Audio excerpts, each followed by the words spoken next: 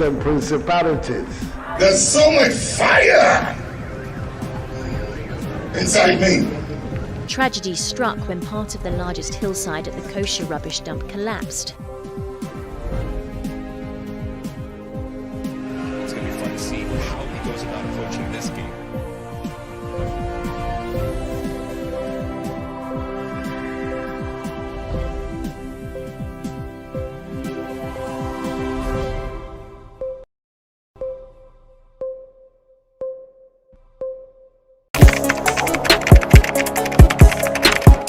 We table issues relating to the arts and entertainment for a riveting discussion, of course, without fear nor favor. The question the presenter asked them was a dumb question. You need to speak the fact and move. Varied views. We agree to disagree. So I would disagree with everything you said. I think that he's a smart guy. I think what he did. No, but I also said he's a smart guy. Yeah. I guess that I'm waiting for the what next. Yeah, I don't think that we have to wait for what next. It sometimes gets confrontational, but that's the beauty of the game. Today you are denying funny face. It's not my brother. Today you are denying funny face. I don't know him. You don't know funny face. It's not my brother. You don't know funny face. It's a package. We meet, we sit, we dialogue, we learn, we progress. My name is Benefo Boabin Abrantepa, a proud blogger, and this is my forum.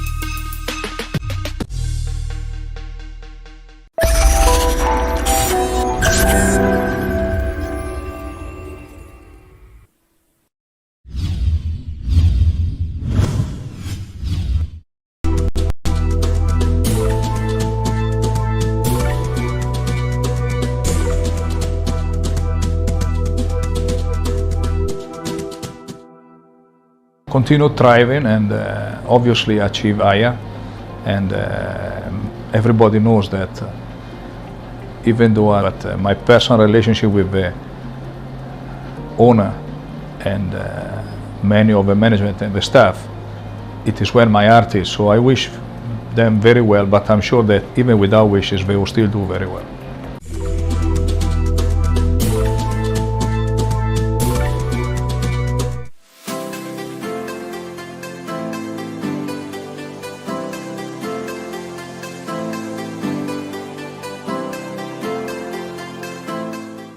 So here's a backstory. Before visiting Kenya, I contacted my friend Wodemaya, and he said, "Your family, Stella. Don't worry about accommodation in Nairobi." Guys, everyone needs a Wodemaya. This place is called Riata Service Apartment, and it's located at a prime area called Milimani. Hi guys, we are back again, Chale. Guys, I spent my entire stay here at this service apartment, and I want you to see how it looks like, guys. I've had so much fun here. The room was so comfortable. I got a heater because the weather was so cold. The people were so nice, and I want you to look at it. And anytime you come to Nairobi, this is a perfect place to sleep. Come and see what I'm talking about. Let's go. You got to let it go. You got to let it go. You got to let it go. You got to let it go.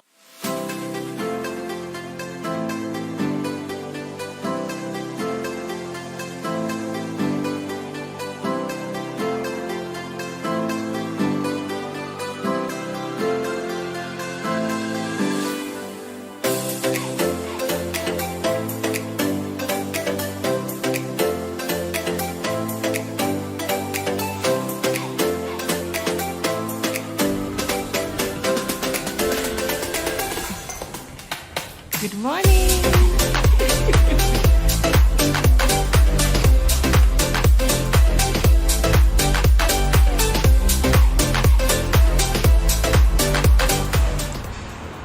So this is the terrace, and it has a beautiful view of outside.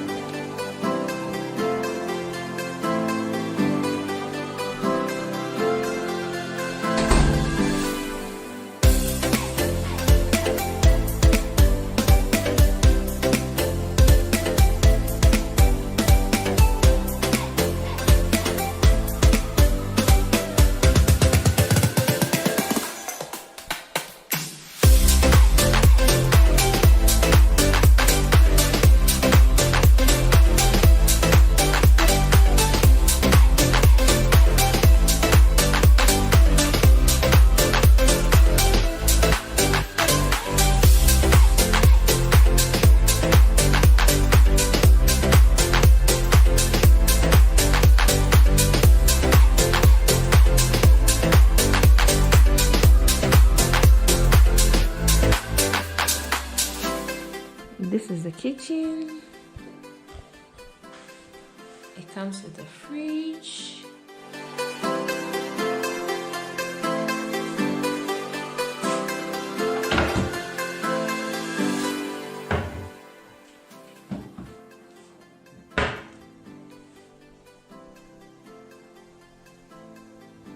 It comes with a microwave. We have some cutleries. So, I mean, you can cook here because there's also a stove here.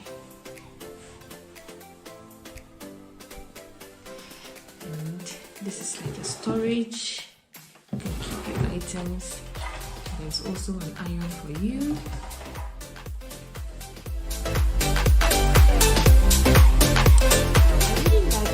It's very spacious.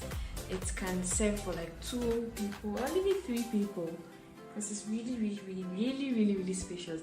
I've been here for days now and I sincerely don't want to leave. Let me show you the room. This is the bedroom. As you can see, I've already settled in.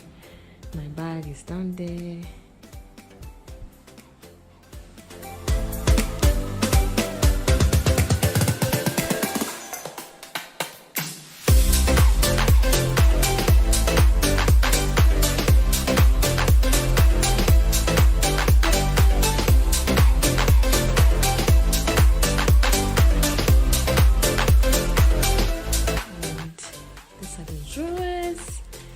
It also comes with your safe so you can keep your money, and these are the instructions. It has a laundry bag, and these are my stuff. I'm already feeling at home. So they have an extra duvet because it gets very cold in the night. Yesterday I was extremely cold. I requested for a heater and they brought me this heater yesterday, And so it was so helpful yesterday. I had a good night yesterday. The first night I was totally lost and I was cold. It was about 16 degrees yesterday night, and it was so cold because I mean Ghana is always hot. I'm not used to this kind of cold, but yeah, let me show you the bathroom. So the bathroom is also a very cute bathroom. Yeah, I'm already feeling comfortable here, and these are the towels. Yeah, hi. And he also has some extra soap and tissue, shower cap. Yeah, so this is how it looks like. Yeah. So from the bathroom, we have the room, we have the kitchen, and the hall. So this is a room tour. I hope you like it. This has been my room since I came, and it's a place I will recommend 100%. The good part is it's in town. It's very close to town, so whenever you pick an Uber anywhere, it's about 20 minutes, 10 minutes, and 5 minutes to town, and so you don't have a problem. And it's very close to the airport. It's about 22 minutes from the airport, and so yeah, this place in particular is like my picture spot, like this. Yay. So yeah, so this is the bed. Oh, I've been sleeping on since I came. It gets so cold in the night, and oh my goodness, so that heater was so helpful. Let's see, enjoy my night. I will sleep like this, the middle. Oh.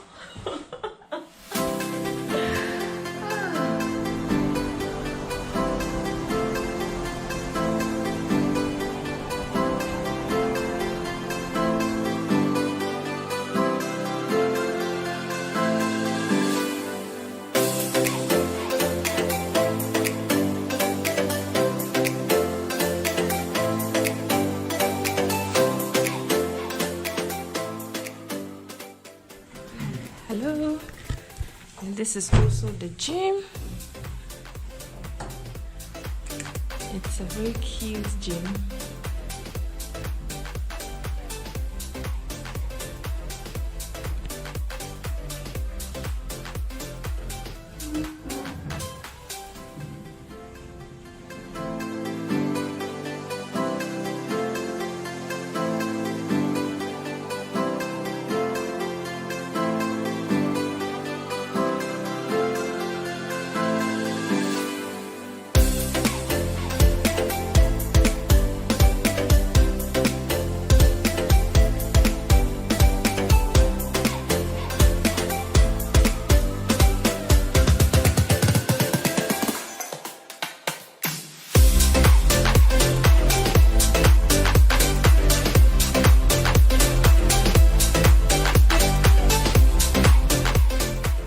While here, I tried their breakfast, I tried their dinner, I tried their lunch.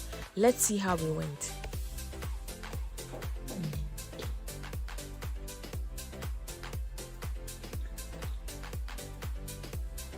I think so far, Kenyan tea is my favorite.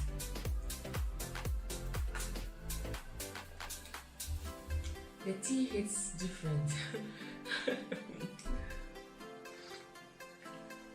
So one thing I like about their breakfast is it's a lot. This is my third cup.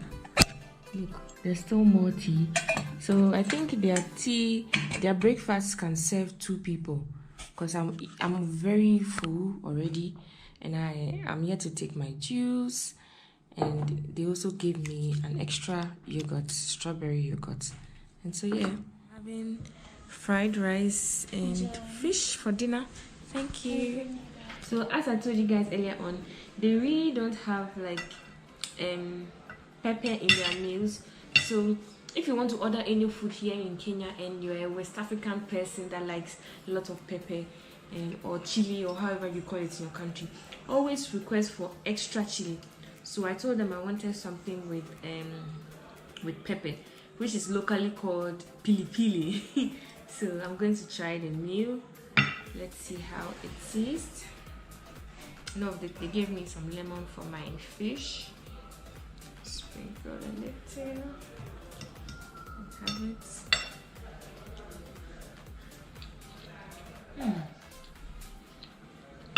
This is good. And they also like vegetables, so as you can see, they gave me a little bit of vegetables. It's really, really spicy. Wow. Let me try their fish.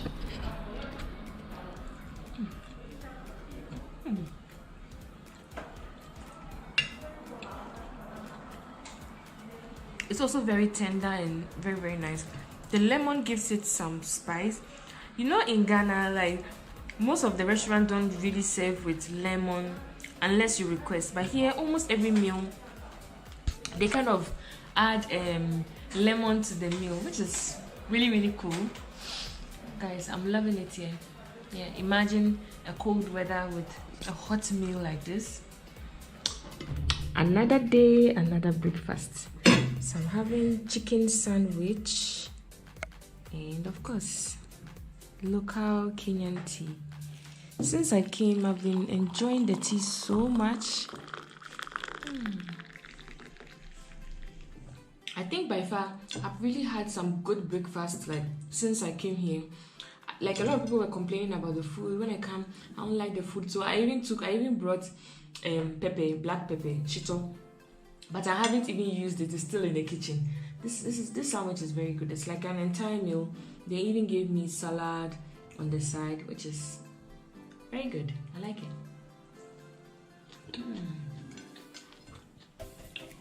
Look what I'm having for dinner. Woo, woo, woo. This looks so good. Let's see how it tastes. Since I came here, their food has been so nice that I kept ordering for more. But this looks too small. Let's satisfy this food in Jesus'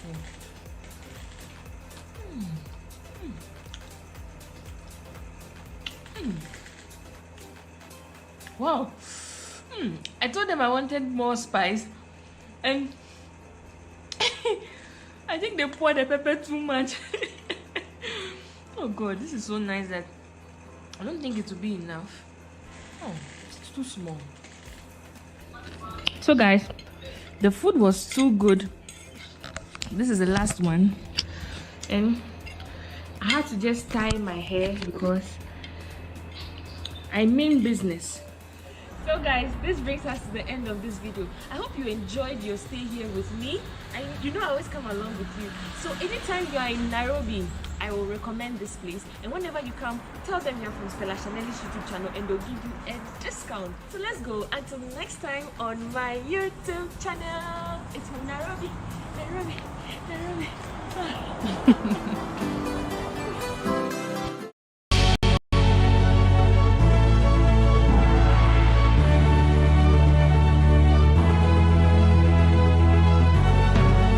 From the dawn of time, people have engaged in several businesses.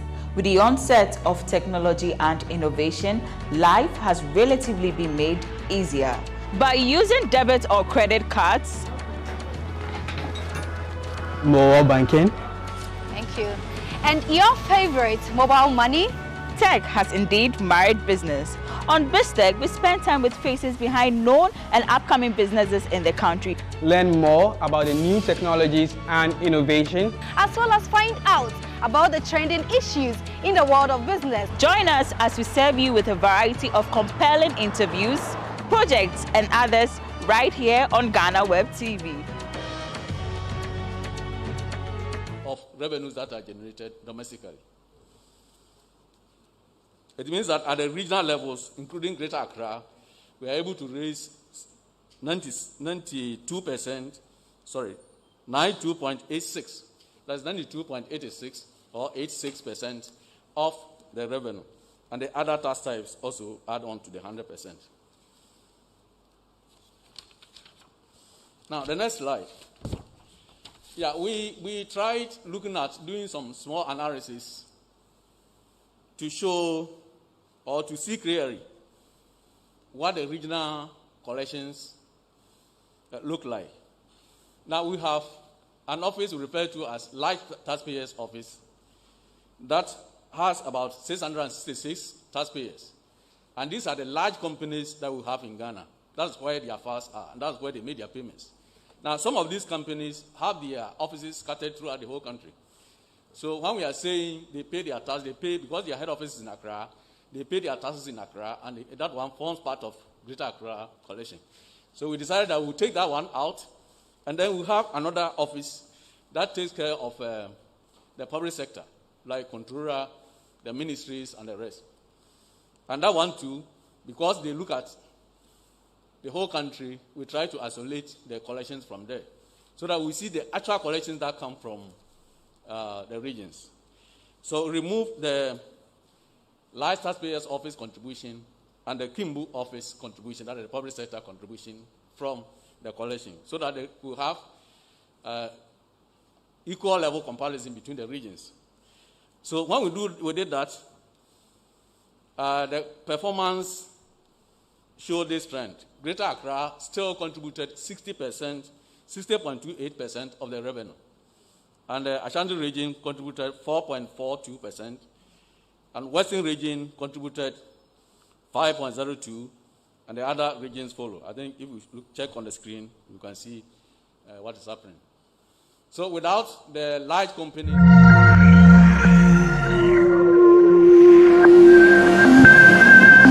inform the House of the unavoidable absence of Right Honourable Speaker before you proceed. I'm advised that Mr. Speaker is available. So, yes, Honourable. Mr. Speaker, with respect, I agree with the issue raised by my colleague. Whenever the orders provide that whenever the House is informed by the clerk at table of the unavoidable absence, whatever might have occasioned the absence of the Speaker, it should be communicated to us that the Speaker is unavoidably absent. And because of that, the First Deputy Speaker is assuming the chair. So really, I wouldn't want to describe it as a dereliction of duty, but let's go back and make the proper announcement. Now we can proceed with the Speaker with respect.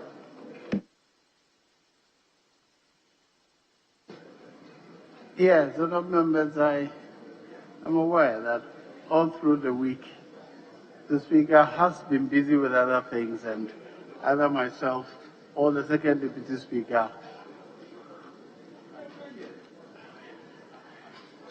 forgive me, it's the mask. I'm saying that all through the week, the Speaker has been busy with other official responsibilities. So either myself or the Second Deputy Speaker have started. So if we may just continue. But he is available and he is engaged in other official responsibilities. Thank you. Page 2. Speaker.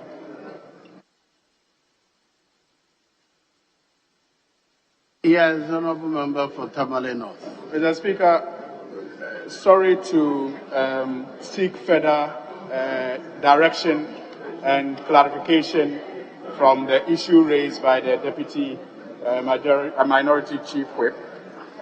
If you read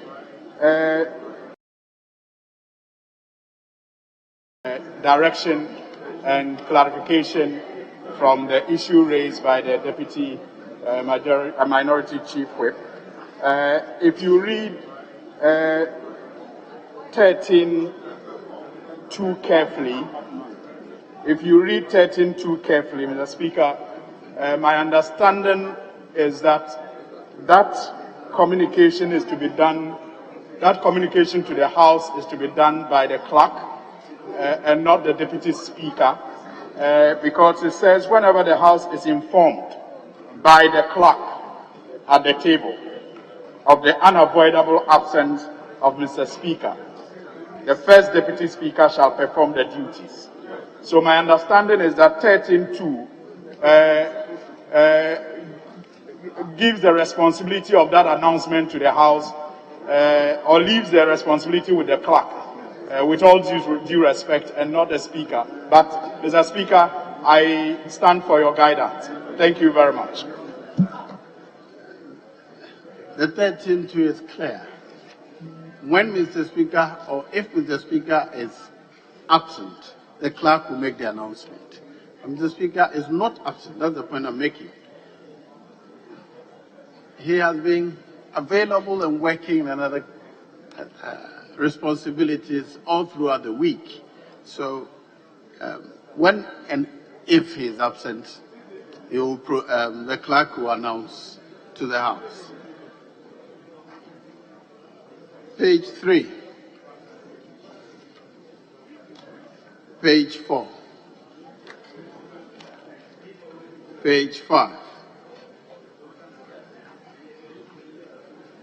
Page 6. Page 7. Yes, Honourable Member for. Right Honourable Speaker, I see that I have been marked absent, as well as a number of my colleagues, including the Honourable Sylvester Tete and the Honourable Cynthia Mamle Morrison. Yesterday we were all present in Parliament. Our committee even did sit, and so it is strange that we've been marked absent. We came to the chamber earlier on in the day. At the time we came into the chamber, the persons who handled the signing were not here before we went to our committee meeting. And so our committee meeting started at 12. We came here at 11. There was nobody here to sign, but we were present in Parliament. So it would be unfortunate to mark us absent.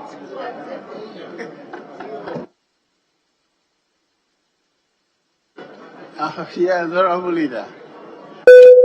Sorry. Mr. Speaker, a member is required to be at the plenary sitting. If for any reason you cannot avail yourself, you sign a leave of absence will be approved by the Speaker. But if you come at 10, Parliament is required to start at 10. And you come at 10, Parliament has not started, plenary has not begun. And then you come, and then you observe the edifice and leave. You cannot be marked as having been present. Mr. Speaker, with respect to my colleague. But I appreciate the principle. You came into the chamber. Plenary had not commenced. So how can you say that you were present at plenary? This is a recording of plenary proceedings. Mr. Speaker, thank you. Yes, Honourable Member for Ododo. Right Honourable Speaker, I stand to disagree with the majority leader. Right Honourable Speaker, if it is 10 o'clock, then this chamber must start to work at 10. Because we set meetings for committees at 11, 12, and 1 because of the fact that the chamber is starting work at 10.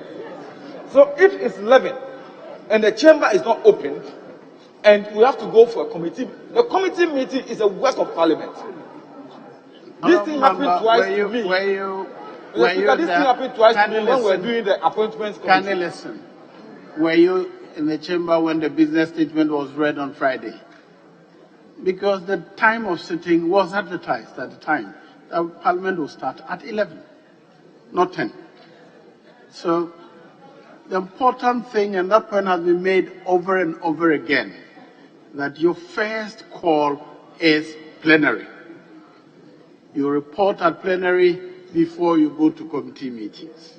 So if you have reason to complain that you have been marked absent but you were present, deal with the table office. But the rules are very clear. If you are not at plenary, you are absent. Let's proceed.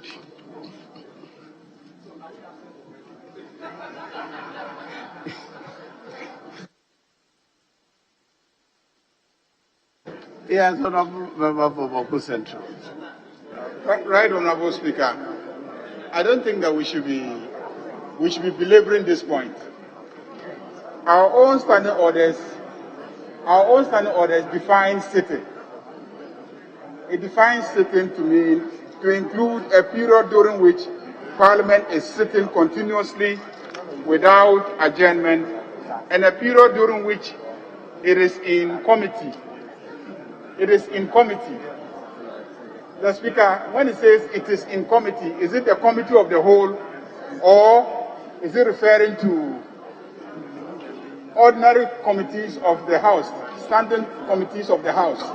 So, Mr. Speaker, I think that we need your clarification today on this matter, so that those who come and attend committee sittings and they sign as having attended committee sittings will know whether by your ruling they should be recorded as having participated in the proceedings of this House for that day when committee sat. So, Mr. Speaker, I think that we need your guidance on this matter.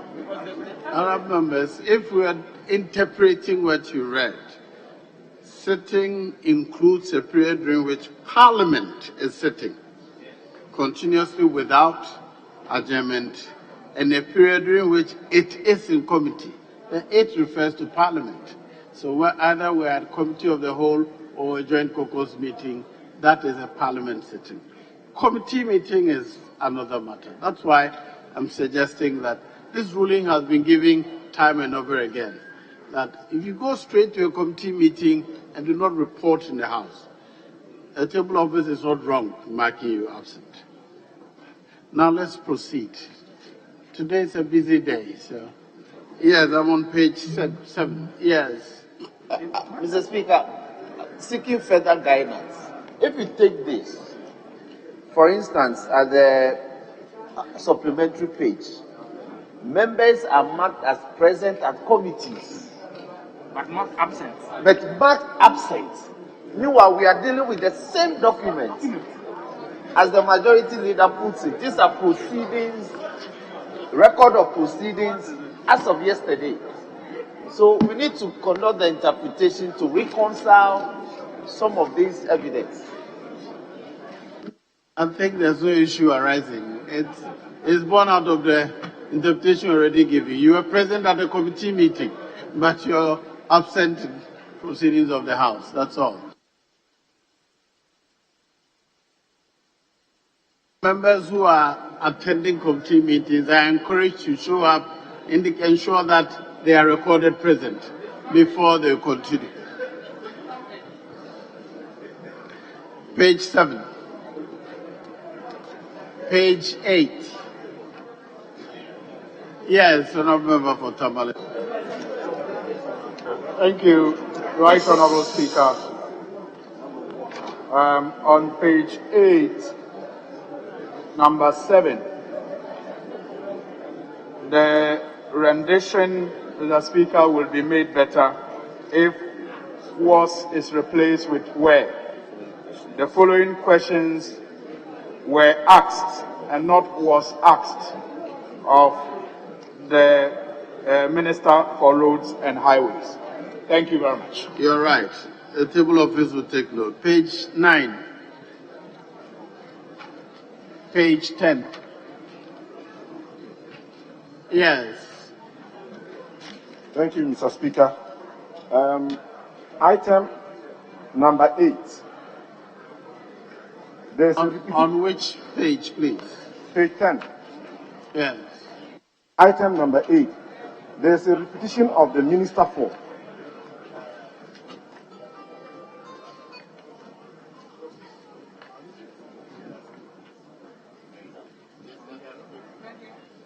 There's a what of the Minister? A repetition of the Minister for.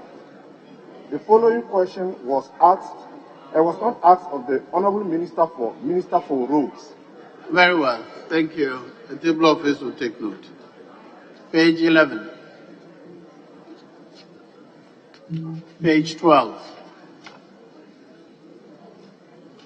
Page 13.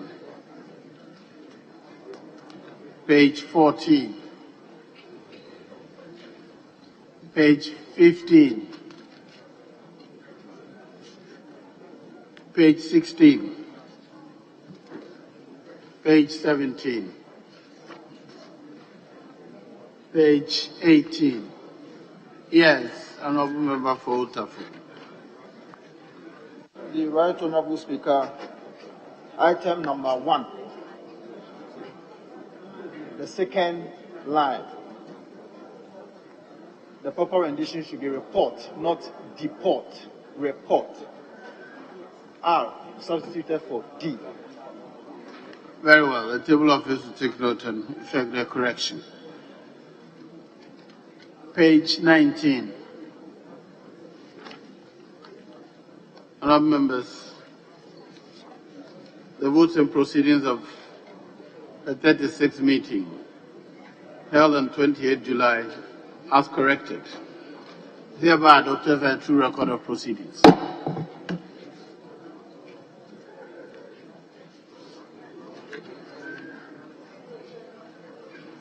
Item number 5. Question time. The Honourable Minister for Gender is expected to answer a number of questions.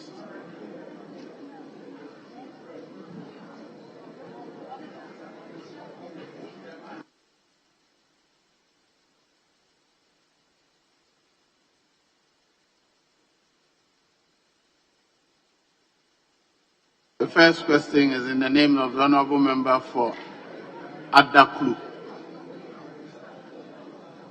Kwame Governs Abuja.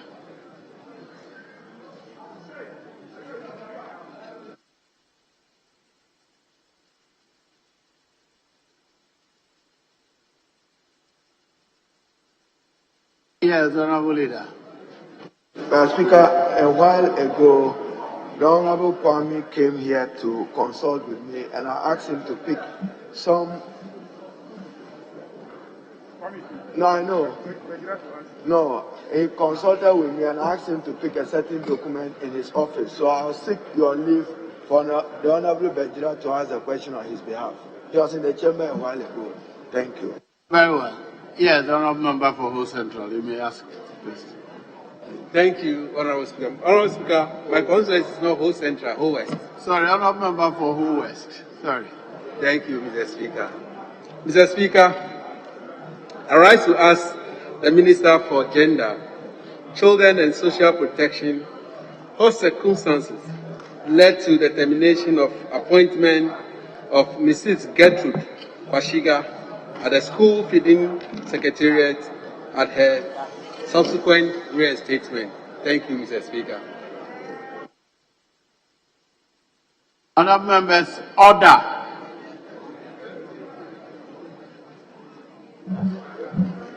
Thank you very much, Mr. Speaker.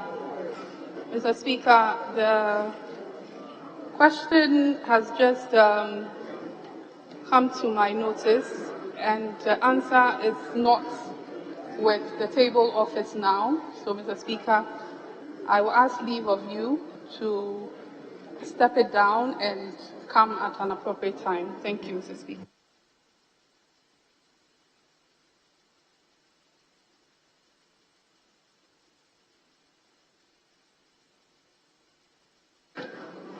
Honourable Minister, why did you confer with the leadership so that they take this one out?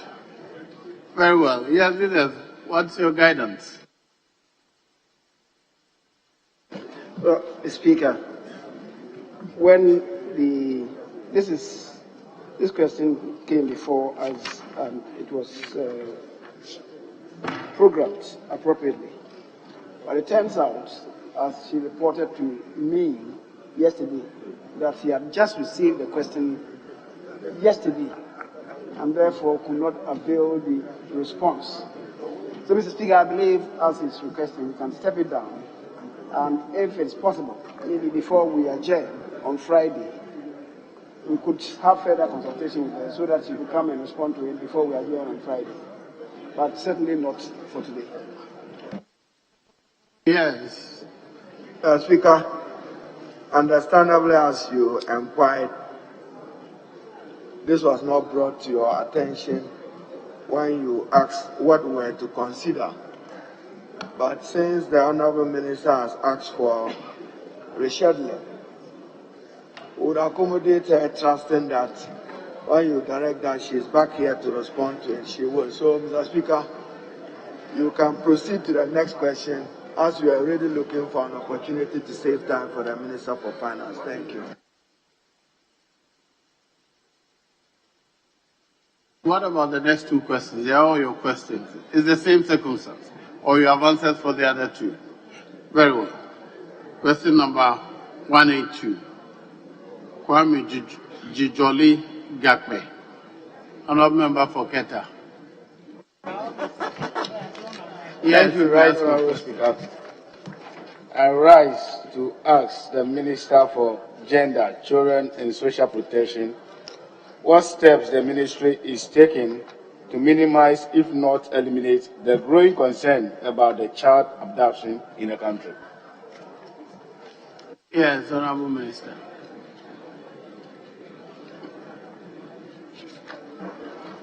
Thank you very much, Mr. Speaker.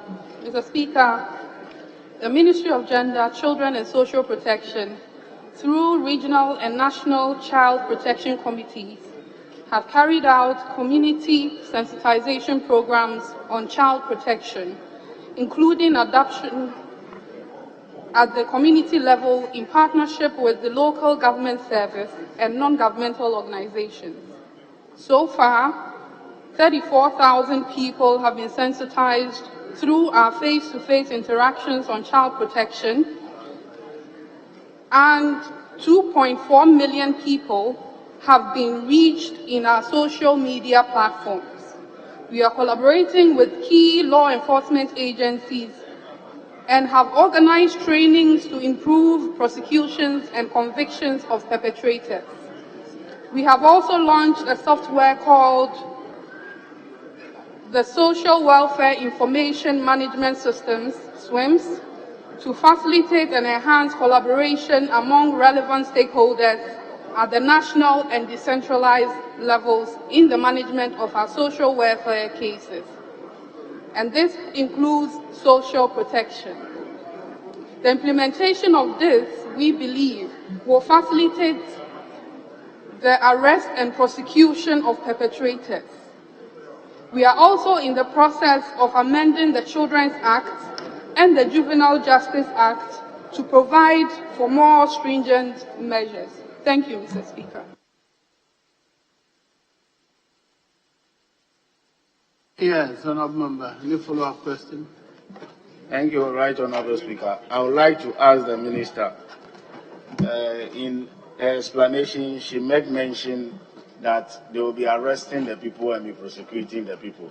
I would like to find from her, in her ministry, how many people have been arrested so far and how many people have been prosecuted, and how far with regards to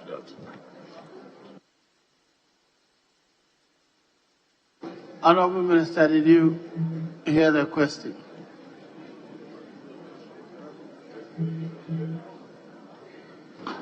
Thank you very much, Mr. Speaker. Mr. Speaker, the Ministry of Gender, Children and Social Protection on these matters work closely with DOFSU, which falls under the Ministry of Interior, and those information and statistics are available there. If Mr. Speaker permits, we can make it available. Thank you. Yes.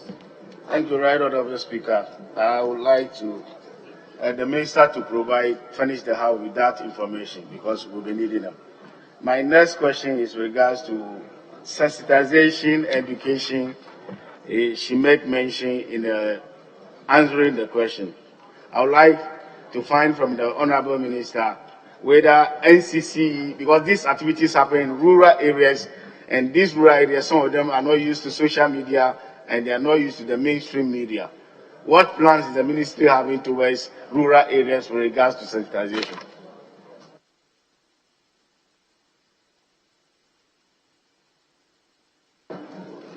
Thank you very much, Mr. Speaker. As I provided in my question, most of these face-to-face sensitization programs are done at the rural level as well.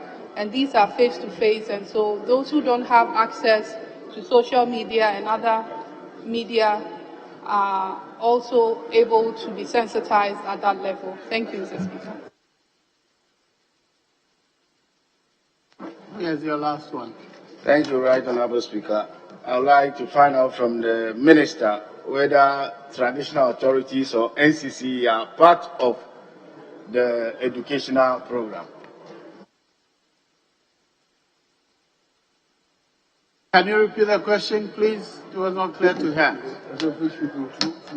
She mentioned the channels that they use in reaching out with regards to these issues. I would like to find out from the Minister whether traditional authorities as well as NCC are also part of the channels her ministry is using to reach out to the community.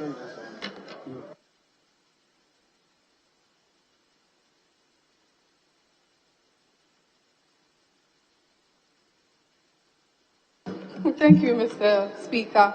Mr. Speaker, yes, traditional authorities and opinion leaders in these areas are made part of the sensitization programs at every community that we visit. Thank you, Mr. Speaker. Question number 183, also standing in the name of the Honourable Member for Keta. Thank you, Right Honourable Speaker.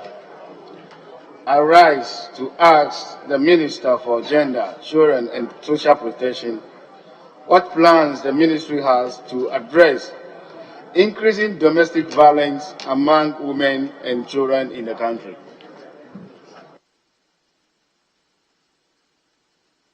Yes, Honourable Minister.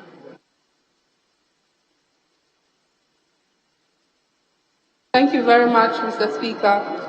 Mr. Speaker, the Ministry of Gender, Children and Social Protection is carrying out community sensitization at the community level against domestic violence.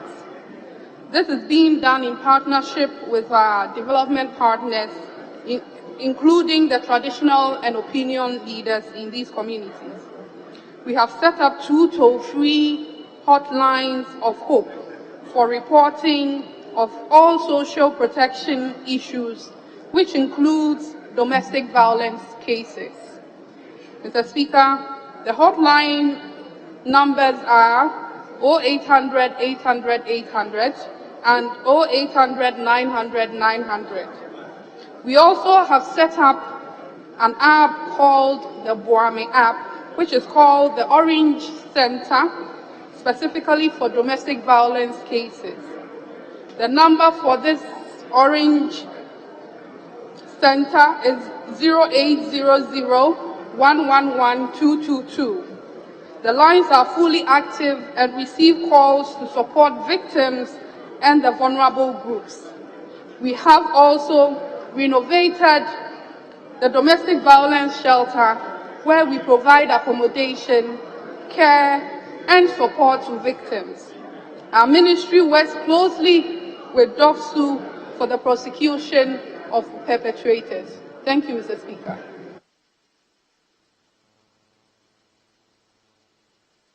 Yes. Thank you, Honourable Speaker. I would like to inquire from the Minister. She made mention in her answer they have set up hotline, social platforms and other platforms.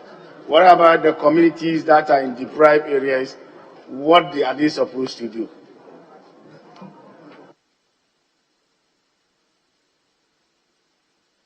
Yes, Honourable Minister. Thank you very much, Mr. Speaker. Mr. Speaker, as earlier stated in the question, the hotlines are only complementary to the sensitization that we do at the community levels. And I also know that the Ministry of Interior, through the Ghana Police Service, also has police posts around where, in cases of such violence against victims, would be reported. Thank you, Mr. Speaker. Yes. Thank you, Right Honorable Speaker. I would also like to know from the Minister, those who are victims of domestic violence in terms of women and children, and then sometimes they are referred to health facility.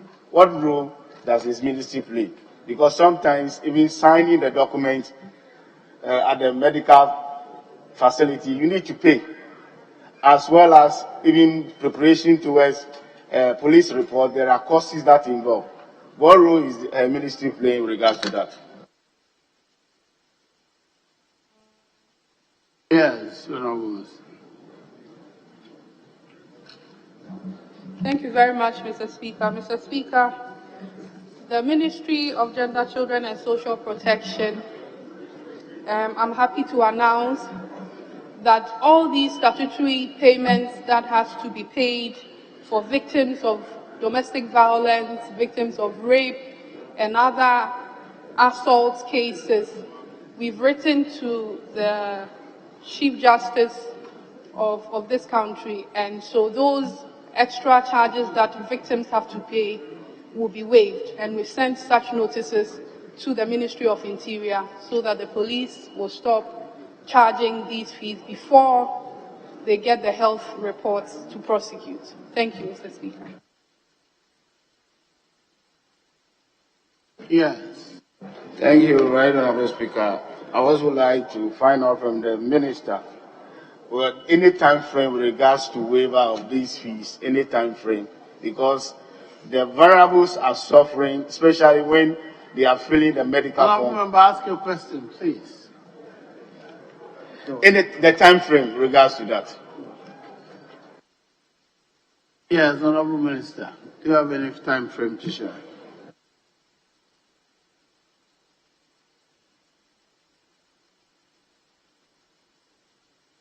Thank you very much, Mr. Speaker. Mr. Speaker, as I earlier indicated, the notices has gone to the Ministry of Interior for these charges to be waived. So the rest will be administrative, and I will assure the House that we will follow it through to ensure that the waiver that we've gotten from the Chief Justice is actually implemented. Thank you, Mr. Speaker.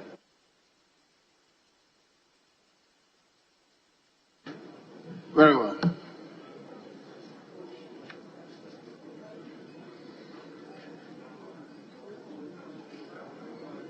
The next question is, yes, Honourable Minister, we thank you for attending upon the House to answer questions. You are discharged. Is the Honourable Minister for National Security available? Very well, I'll move on to the Minister for Works and Housing.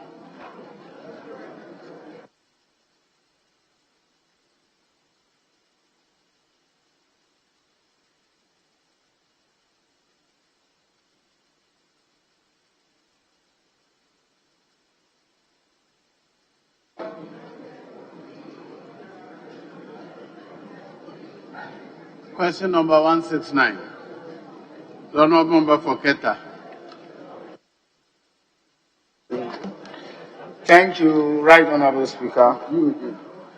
I rise to ask the Minister for Works and Housing what plans the ministry has towards dredging of Keta Lagoon, which is the largest natural lagoon in West Africa. Thank you. Yes, Honourable Minister.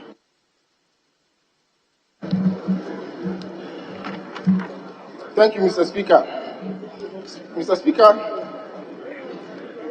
the Keta Lagoon is part of the Volta estuary, comprising a complex area of lagoons and several islands.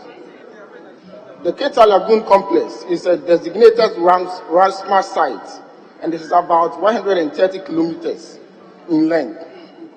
The lagoon is surrounded by many settlements and towns, which include Angoga, Woi, Keta, Kezi to the south, Anyaku, and Anuro, Afiedenyagba to the north, Kezi, Alakle, Tregui to the west, and Denu and Adina to the east. The lagoon and its environs host major settlements, fishing activities, salt production, and farming. Mr. Speaker, there are regular inflows of rivers, including Aka and Toji, and the Belipa stream into the Keta Lagoon. These result in major transfer and deposition of sediments into the lagoon, thereby reducing its capacity to hold storm water and consequently causing major flooding of communities in the environs of the lagoon.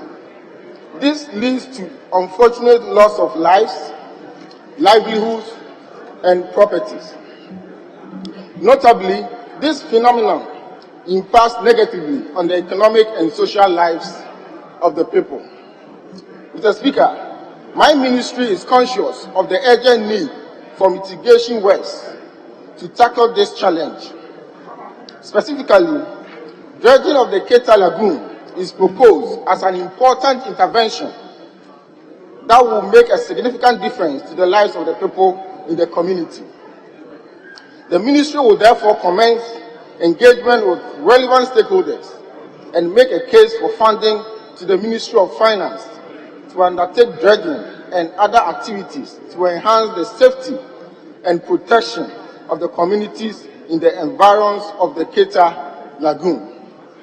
Mr. Speaker, as I conclude, I wish to assure the honorable member and this august House that my ministry will provide updates on the progress we make in this effort. Thank you, Mr. Speaker.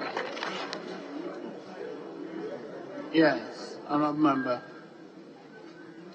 Right, honorable Speaker. I think based on the answer, I will take the words of the minister and I will keen follow up on this. Thank you very much. Very well. The next question is in the name of the honorable member for Sege, Christian Colette Otutai. Yes, you may ask your question. Thank you, Mr. Speaker, for the opportunity to ask the Minister for Works and Housing when the ministry will commence the construction of Adan West Sea Defense project. Yes, honorable minister. Thank you, Mr. Speaker. Mr. Speaker, the Ministry of Works and Housing has completed the first two phases of the Adan Sea Defense project to protect the Adan coastal stretch against beach erosion and flooding.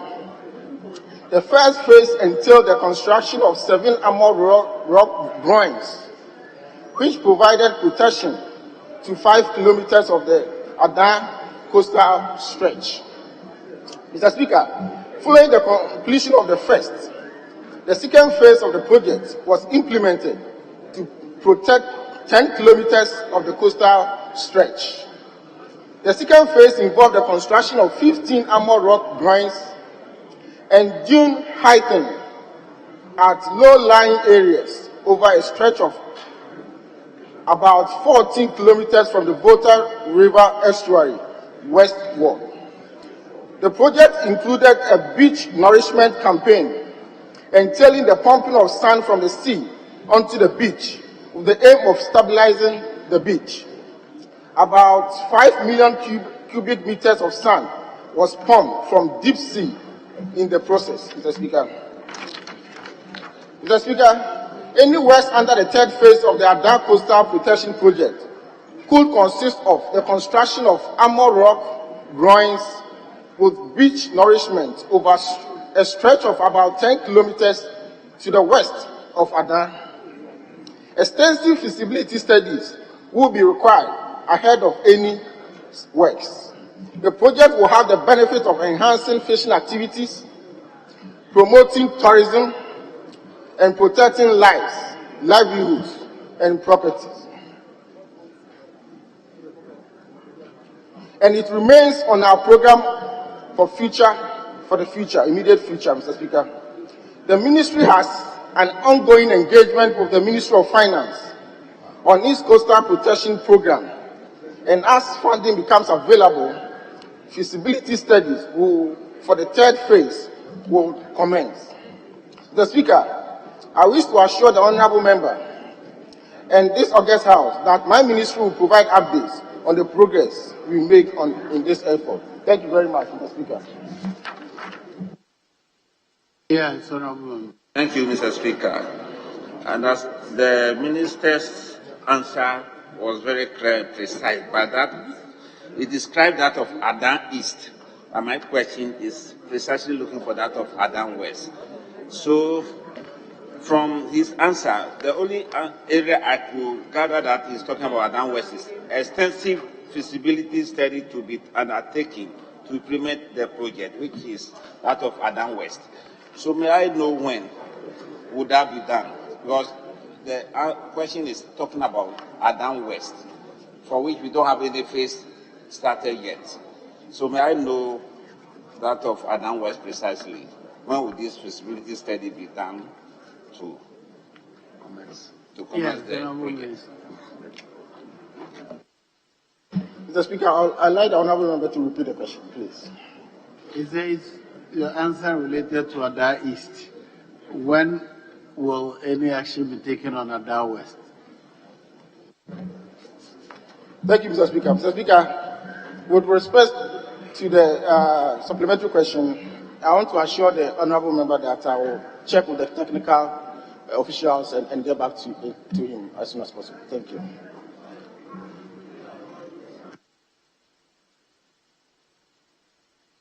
Yes. Thank you, Mr. Speaker. In that way, it means my question has not been answered. But then I will still go ahead and appeal to the minister if there are any interventions or support for the members or areas along the coastline where they are affected with tidal waves. A lot of houses have been affected and people have to move. If there are any plans to support them while you are planning to take feasibility studies to start the project. If there is any support in line or in your plans to support those who are affected with tidal waves. Meet with him after here. He will give you all that's available. Okay? Mr. Speaker, my question has not been answered. Then what do we do about it? He has offered an answer. If you think it's not sufficient, bring another question. Right? Yes, honorable member, we thank you for attending upon the House to answer questions. You're discharged. Now, I see the Honorable Minister for National Security in the House. Honorable Minister for National Security.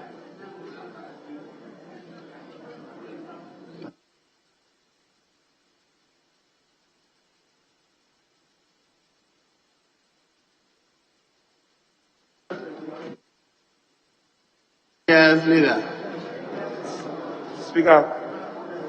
Speaker, with respect, I think as we agree at conclave that we will do questions related to gender and children and the works and housing, and then we'll defer the rest of the questions to tomorrow and allow the Finance Minister to do the presentation. Yes, that was agreement.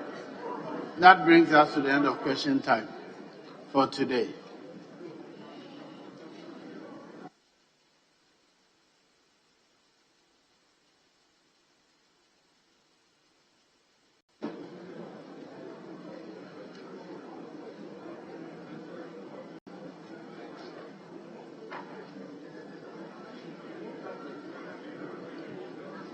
Honorable Leader, are we ready to do number 7? Do you have any papers to present?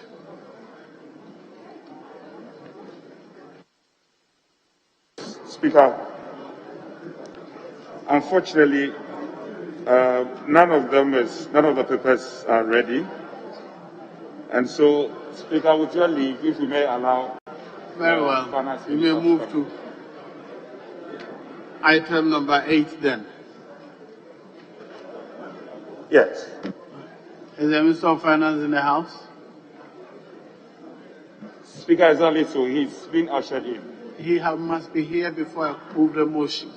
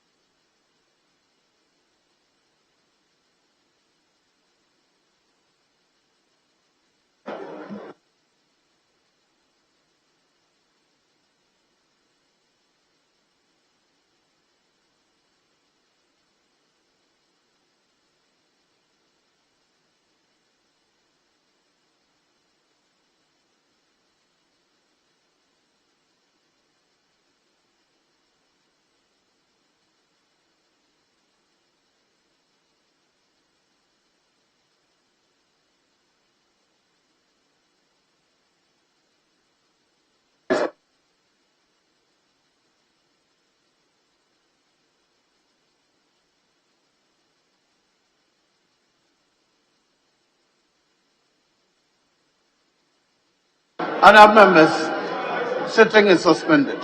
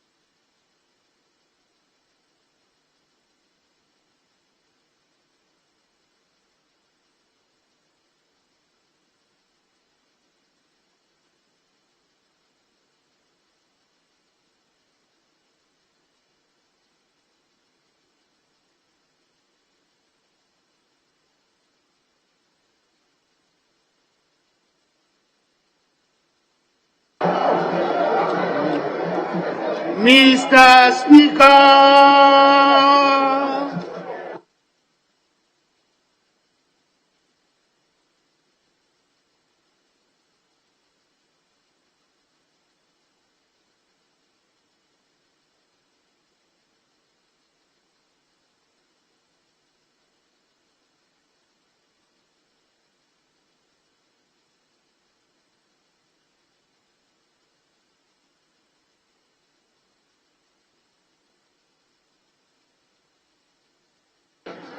Honourable members, we're on item number 8, motion.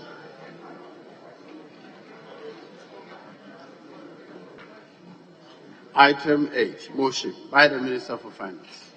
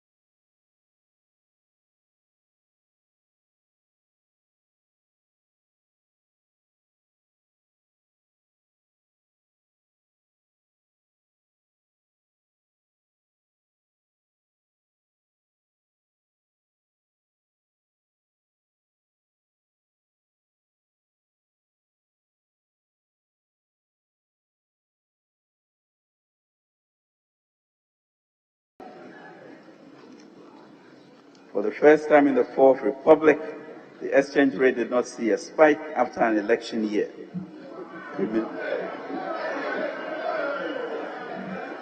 Cumulatively, from the beginning of the year to date, the exchange rate has depreciated by 0.6% against the US dollar and appreciating by 3.6% against the euro.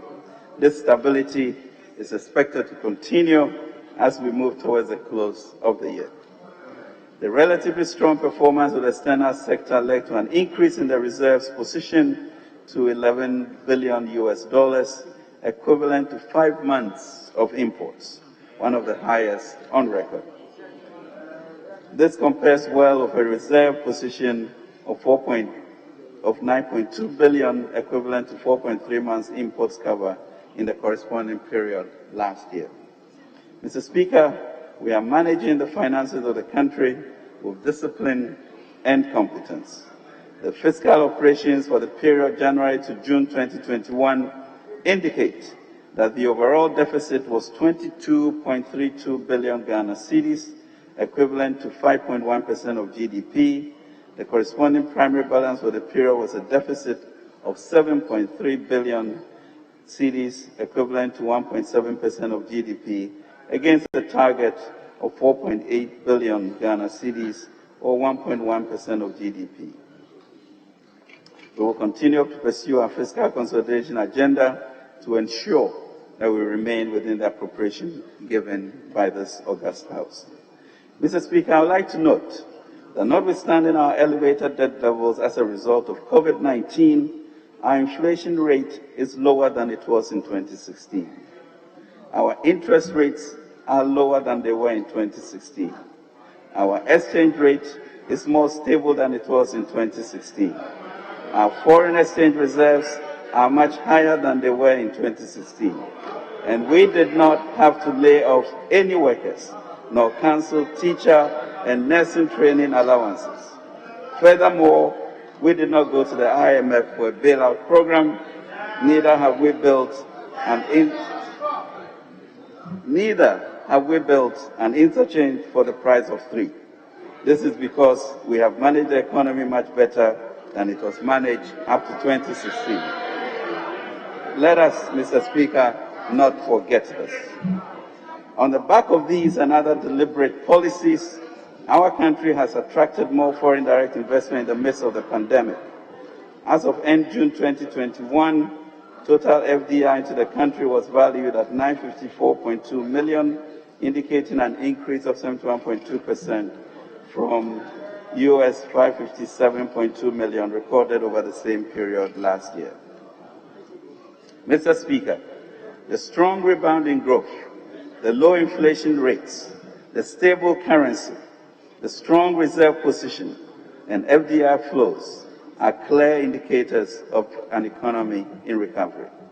Indeed, the strategic investments we collectively made in building strong economic fundamentals in the 3 years prior to this pandemic, as well as the subsequent speed, scope, and scale of our socio-economic response to the pandemic, is fueling our recovery. Mr. Speaker, I stand before this august House today to assure the nation that our transformation agenda is very much on course. However, with COVID-19 still with us, it is important to stress that the recovery is only the beginning, a beginning that requires our collective sense of responsibility and action as citizens to guide, protect, and participate in the recovery efforts.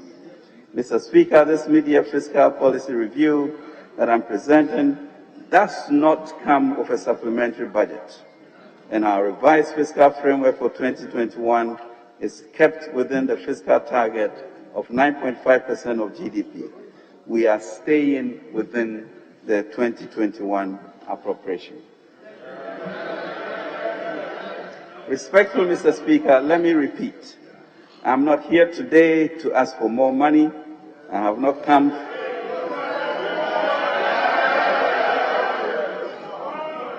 Mr. Speaker, I'm not here today to ask for more money. I have not come I have not come to ask for more taxes. I have come to update the House on the performance of the economy for the first half year of 2021 and our plans for the unexpired term of the year consistent with Section 28 of the PFM Act.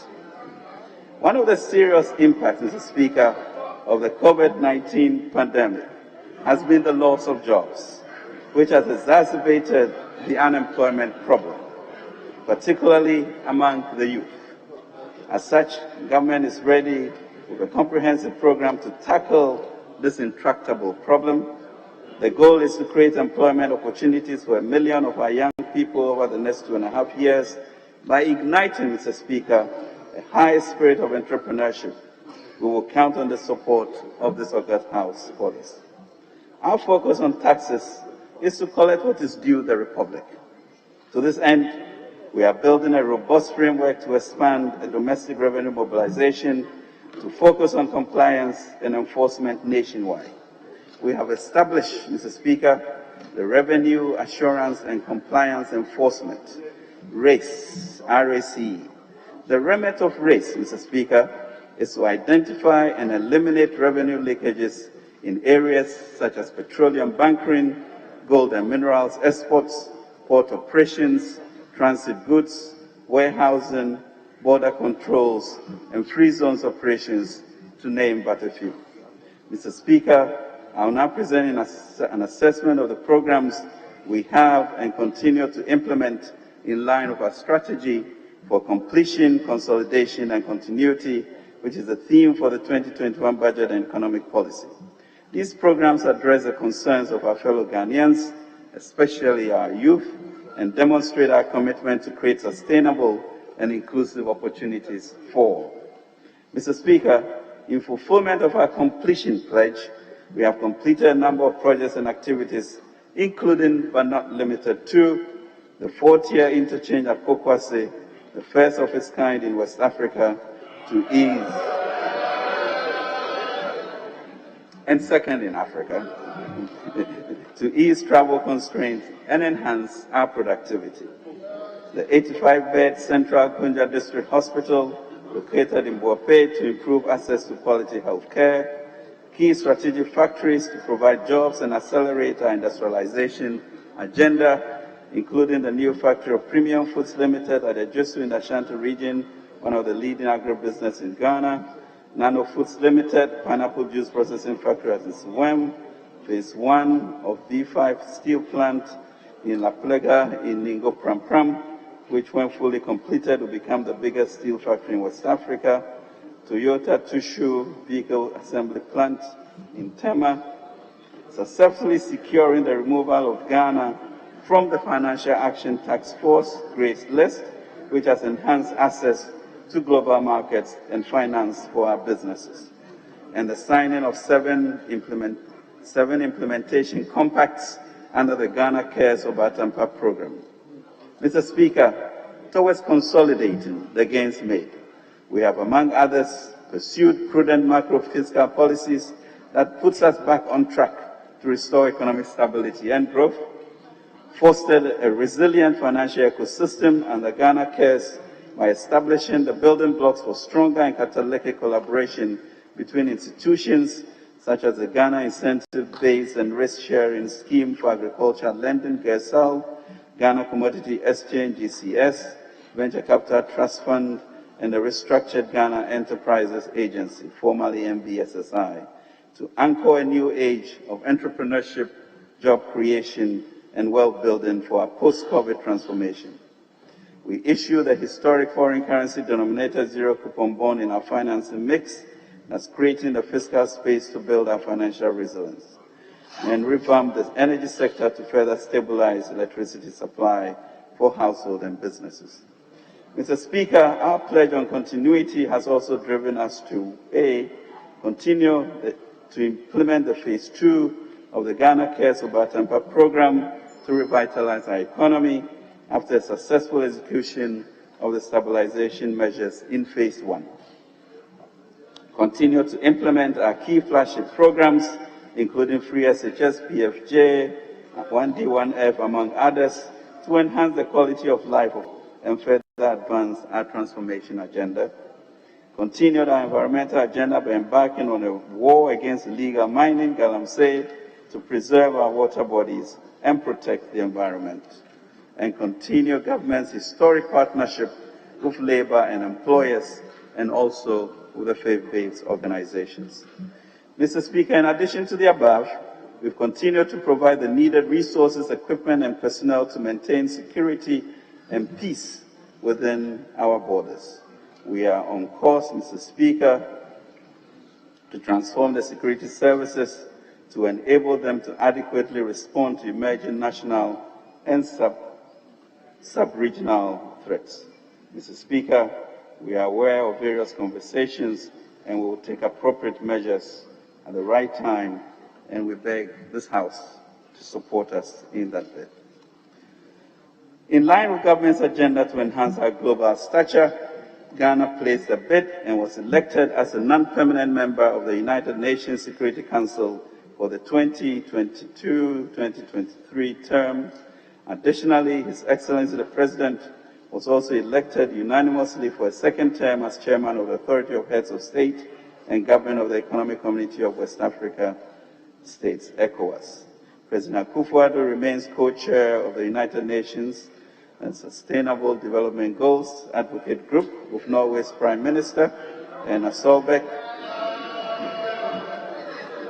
He is also the AU champion for both financial institutions and gender affairs.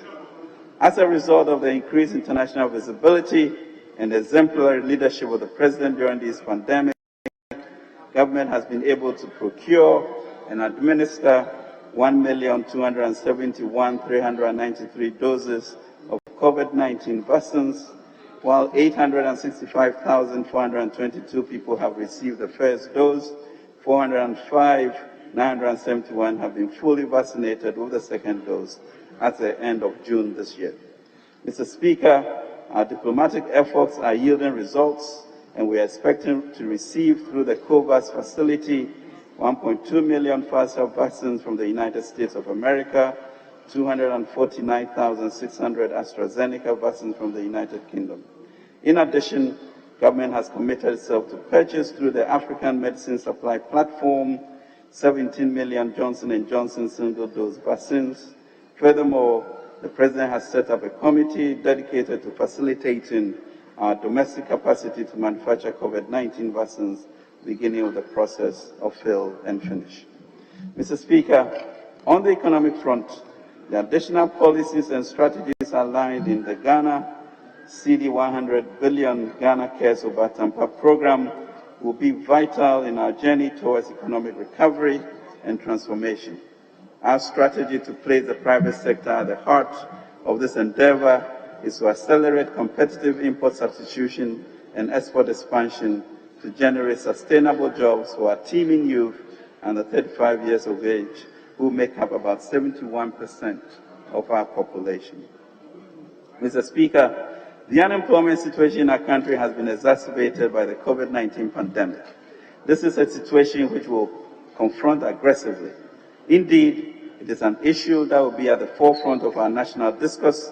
The future of our young people and their livelihoods are of utmost importance to us as a nation.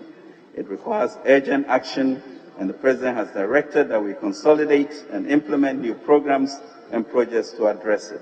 It is crucial to our destiny. Mr. Speaker, over the course of this year, like many of my colleagues in government and in this House, I have traveled around the country, engaged with the people, especially young people. We have listened to them and heard their concerns. 8 weeks ago, Mr. Speaker, I visited Tamale and Sunyani and interacted with thousands of young people. Also visited Chebi and Triapiase, drawn from various universities and tertiary institutions as part of the Springboard Foundation program. I also participated in both the Accra Springboard and NUC's annual leadership training programs. These interventions, Mr. Speaker, provided me with yet another opportunity to to experience at first hand the expectations and aspirations of our young people. Our responsibility as government is to accelerate our response. In connection with that, I have had extensive discussions with my colleague ministers of Employment and Labour Relations, Youth and Sports, and Lands and Natural Resources. New programs will be introduced and existing ones scaled up and refocused to meet the aspirations of our youth. We will work together to sensitize and connect the youth to the numerous opportunities being made available by government, including a strategy to create jobs and business opportunities for 1 million Ghanaian youth by 2024.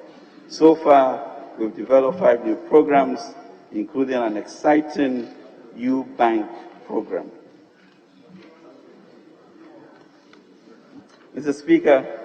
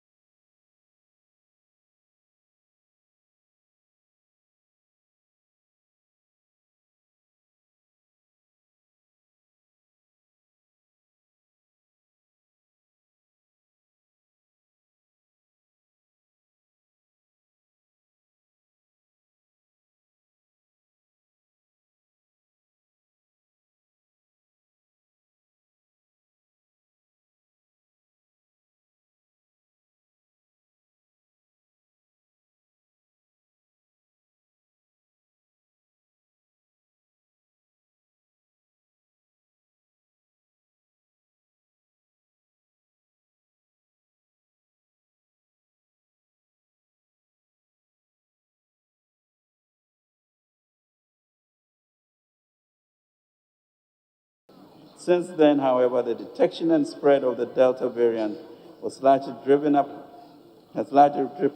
reported cases. As of 25th July 2021, overall COVID-19 infections since the first confirmed case on 12 March 2021 has reached 103,019. There are currently 4,983 active cases, 97,213 recoveries against all efforts. 823 persons have died due to COVID-19 over the same period. Mr. Speaker, improving regional and global supply chains and rising demands led to total exports reaching $2.5 billion in the first 2 months of 2021. By June, this has significantly increased to $7.6 billion. In addition, the COVID-19 related regulatory reliefs and policy measures introduced by the Bank of Ghana continue to promote bank lending activities. From the beginning of the year to June 2021, new advances reached $16 billion, marginally above the advances of $15.8 billion during the same period in 2020. It is expected that as economic activities rebound and lending rates drop further, private sector credit will pick up.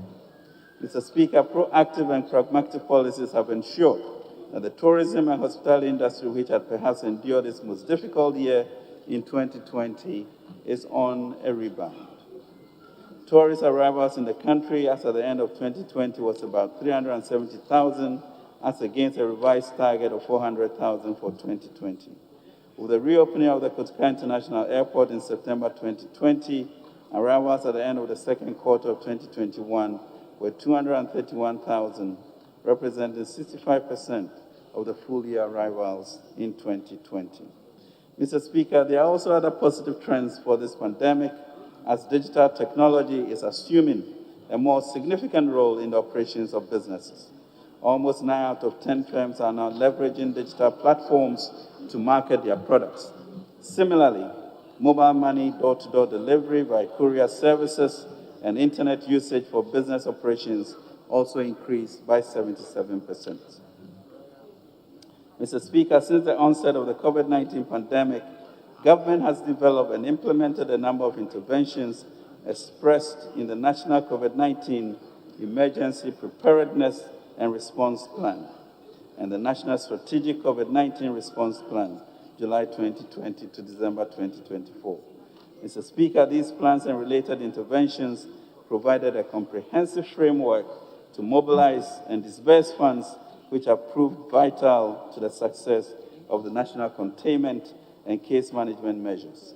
Since Ghana recorded its first 2 cases on 12 March 2020, the Ghana Health Service has conducted 1,416,952 tests as of 25th July 2021, with a cumulative positivity rate of 7.3%.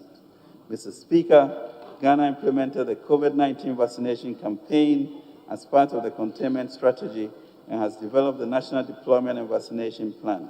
It is planned that 20 million Ghanaians will be vaccinated in order to achieve herd immunity. Mr. Speaker, we have upgraded our national, regional, and district cold chain facilities to widen our access to vaccines like Pfizer and Moderna that require -70 degrees centigrade cold chains. These include 16 ultra-low cold freezers, 58 units of ultra-low freezers, 50 normal vaccine refrigerators, 300 boxes to be filled with ice packs, 300 ice-packed freezers, 10 cold chain vans, and 120 temperature monitoring devices. Government has also committed to providing seed funding of $25 million towards the development of the country's capacity to produce vaccines domestically. This will be achieved through the establishment of a National Vaccine Institute. Mr. Speaker, the pandemic further threatened our efforts to tackle discrimination and inequality against women, since the sectors hard hit by the crisis like tourism, hospitality, and small-scale retailing employ a large number of women. It is important to note that Ghana was one of the few countries in the world that devised a plan to ensure that the impact of the pandemic on MSMEs will be minimized. Through the Ghana Enterprise Agency, formerly National Board for Small Scale and Industries, a number of programs were implemented to minimize the impact of the pandemic and also to support in the realization of the government vision of diversity, inclusivity, and job creation. Under the Ghana cedi 600 million coronavirus alleviation program business support, a total of 520 million Ghana cedis had been disbursed to over 299,000 MSME beneficiaries between May 2020 and June 2021. For the 290,000 beneficiaries who benefited under the coronavirus program business support scheme, CABAS, 60% of the beneficiaries were women-owned businesses or MSMEs. The intervention unlocked access to finance mainly to women who would not have been able to access funds to support and build their businesses. Technical support was also provided in the form of training in entrepreneurship and financial management to 15,748 beneficiaries across Ghana, over 67% being females. Over 740,000 jobs have been protected, and a database of 904,000 MSMEs has been created to inform policy going forward. Support was also given to specific sectors such as the creative arts, media, and the private education to enable them continue to offer key services in peak of the pandemic. As at the end of June 2021, a total of 52.3 million Ghana cedis has been disbursed to 29,698 beneficiaries within the creative arts industry. Additionally, 5,410 private schools, universities, and associations with the educational sector received a total of 41.2 million Ghana cedis. Mr. Speaker, to sustain the quality of life for Ghanaians during the pandemic, government subsidized the cost for various categories of household and industrial electricity consumption from April to December 2020. Altogether, 4,772,512 customers benefited from the electricity reliefs for the period.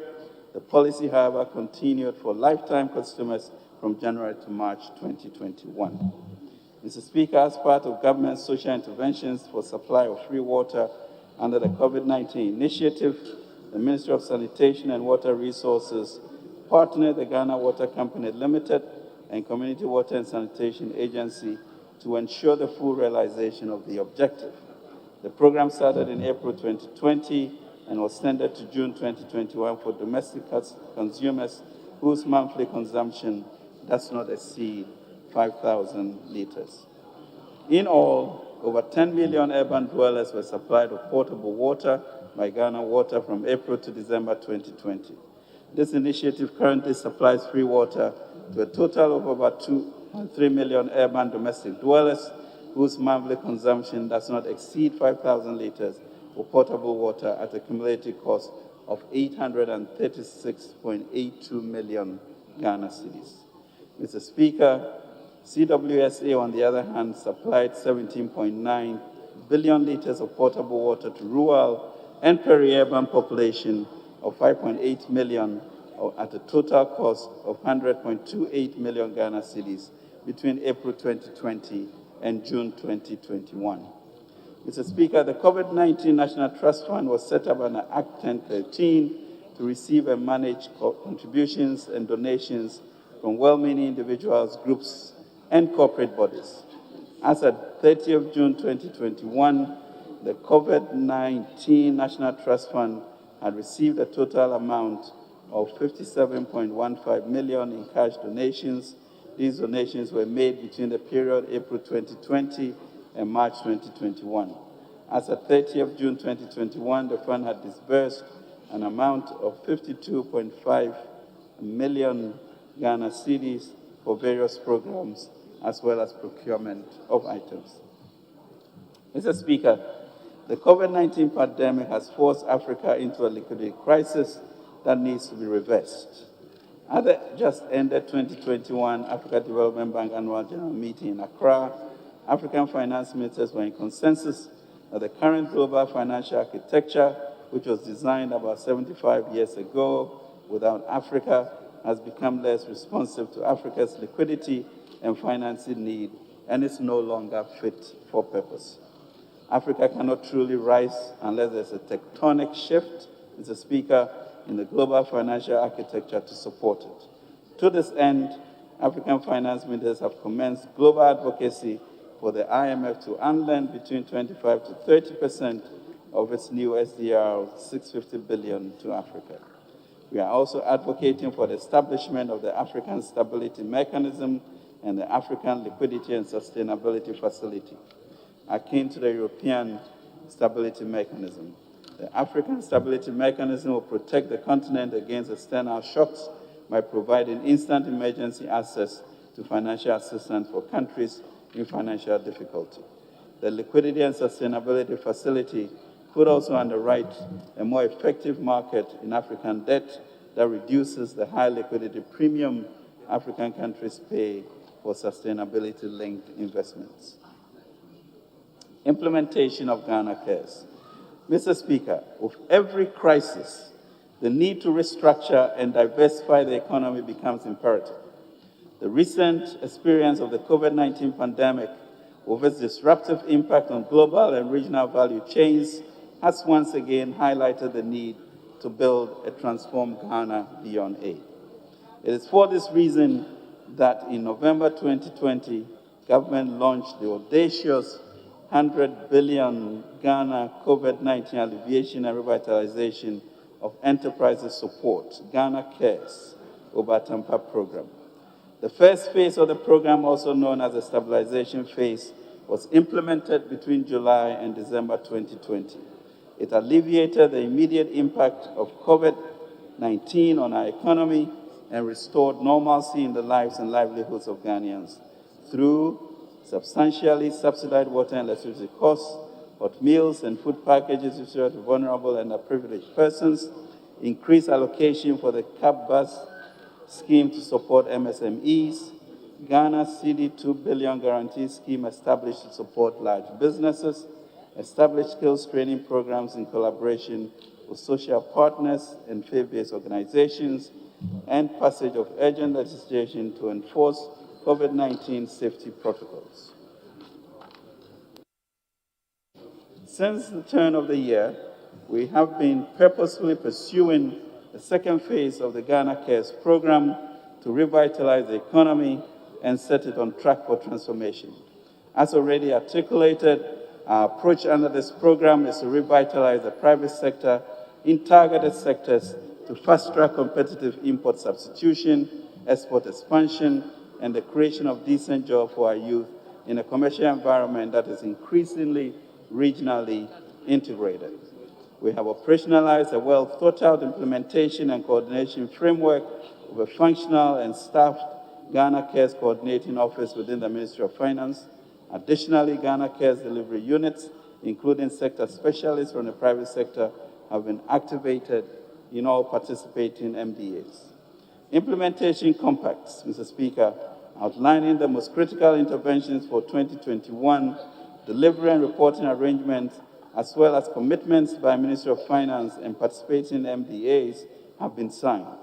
The participating ministries, departments, and agencies include the Ministry of Agriculture, Ministry of Trade and Industry, Ministry of Science and Technology, Ministry of Communications and Digitalization, MOTAC, GIPC, and GRA. Mr. Speaker, in line with our commitment to a functioning financial ecosystem and the Ghana Cares, we are establishing the building blocks for a stronger network of institutions to support businesses and entrepreneurship, including the Development Bank of Ghana, GERSO, the Ghana Commodity Exchange Venture Capital Trust, and the recently established Ghana Enterprises Agency. This network of institutions would anchor a new age of entrepreneurship, job creation, and wealth building for our post-COVID transformation. Mr. Speaker, to modernize our agricultural sector, we are investing in initiatives that would improve production and productivity in the rice, poultry, soya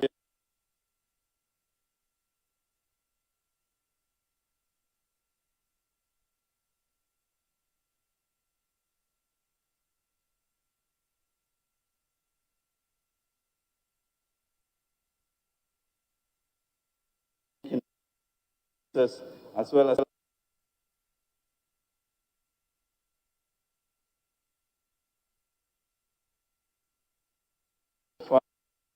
participation in commercial farming.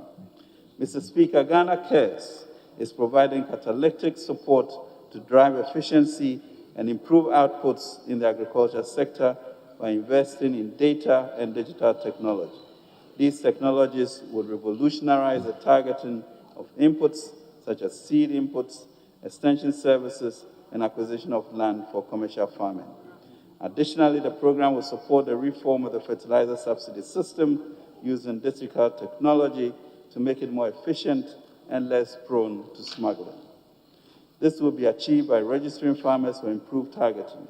The registration will provide information on farmers, biodata, crops cultivated, acreage, digital location of farms to track seed and fertilizer subsidy programs.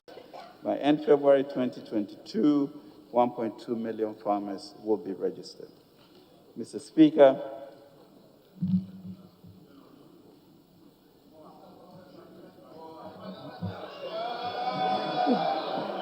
thank you.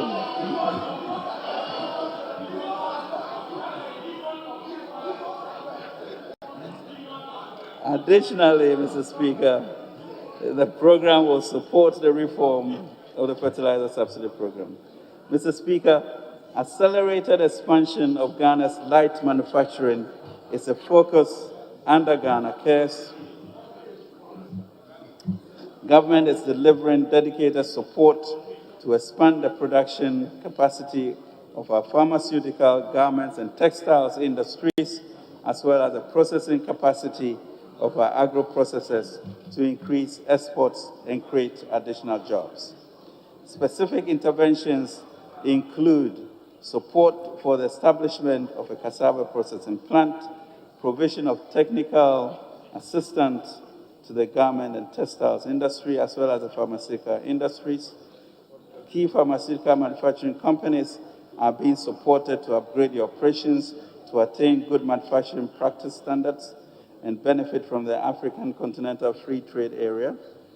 Additionally, government is working feverishly to establish a garment industrial park in Dawa, which will boost exports and create additional jobs under the Ghana Cares program. Mr. Speaker, rapid acquisition of capabilities to manufacture machine tools to support industrialization is a major priority under Ghana Cares. Government and MESTI has therefore established a foundry for the fabrication of tools and is in the process of identifying suitable private sector operator to manage the foundry. We are also providing incentives to the private sector to manufacture key agricultural implements and prototype industrial research on a commercial basis.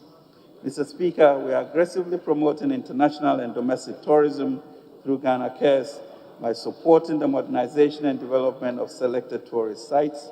We are therefore upgrading the scale of sector operators, working to reduce the cost of doing business and improving the competitiveness of enterprises in the sector, as well as transforming targeted tourist beaches to increase patronage, such as in Sakumono, Axim, and Elmina. Mr. Speaker, in support of government's agenda to provide sustainable and completed affordable housing, we are providing funds to the National Home Ownership Fund.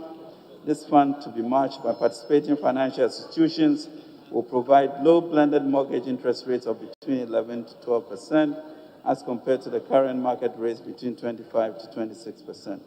Through this intervention, which builds upon and expands the pilot project implemented last year, our quest to promote residential home ownership while boosting the domestic construction sector to provide more jobs is on course. Mr. Speaker, Ghana Cares is providing catalytic investment for the development of communication infrastructure this year. Government is consolidating and expediting projects such as Smart Workshop, National ID, digital address systems, land records digitization, as well as virtual learning platforms to bridge the digital divide for the benefit of all citizens. Funds have been allocated to Ministry of Communication and Digitalization, for the establishment of digital and innovation hubs in 4 additional cities following the successful pilot of the Digital and Innovation Hub in Accra. These hubs will eventually be expanded to all regions in subsequent years. Mr. Speaker, ongoing efforts to consolidate the fiber assets of Volta River Authority, Electricity Company of Ghana, Ghana Great Company Limited, Ghana National Gas Company Limited, Bureau of National Communication, Ghana Investment Fund for Electronic Communication, and others are being sustained under this program. We are also enhancing the capacity of key institutions and improving coordination with the private sector for quality service delivery to facilitate business expansion and economic transformation.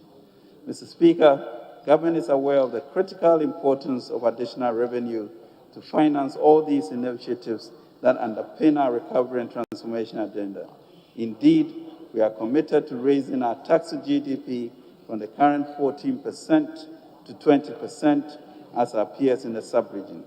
The Ghana Revenue Authority is therefore implementing a transformation agenda to block the huge leakages in key sectors of the economy.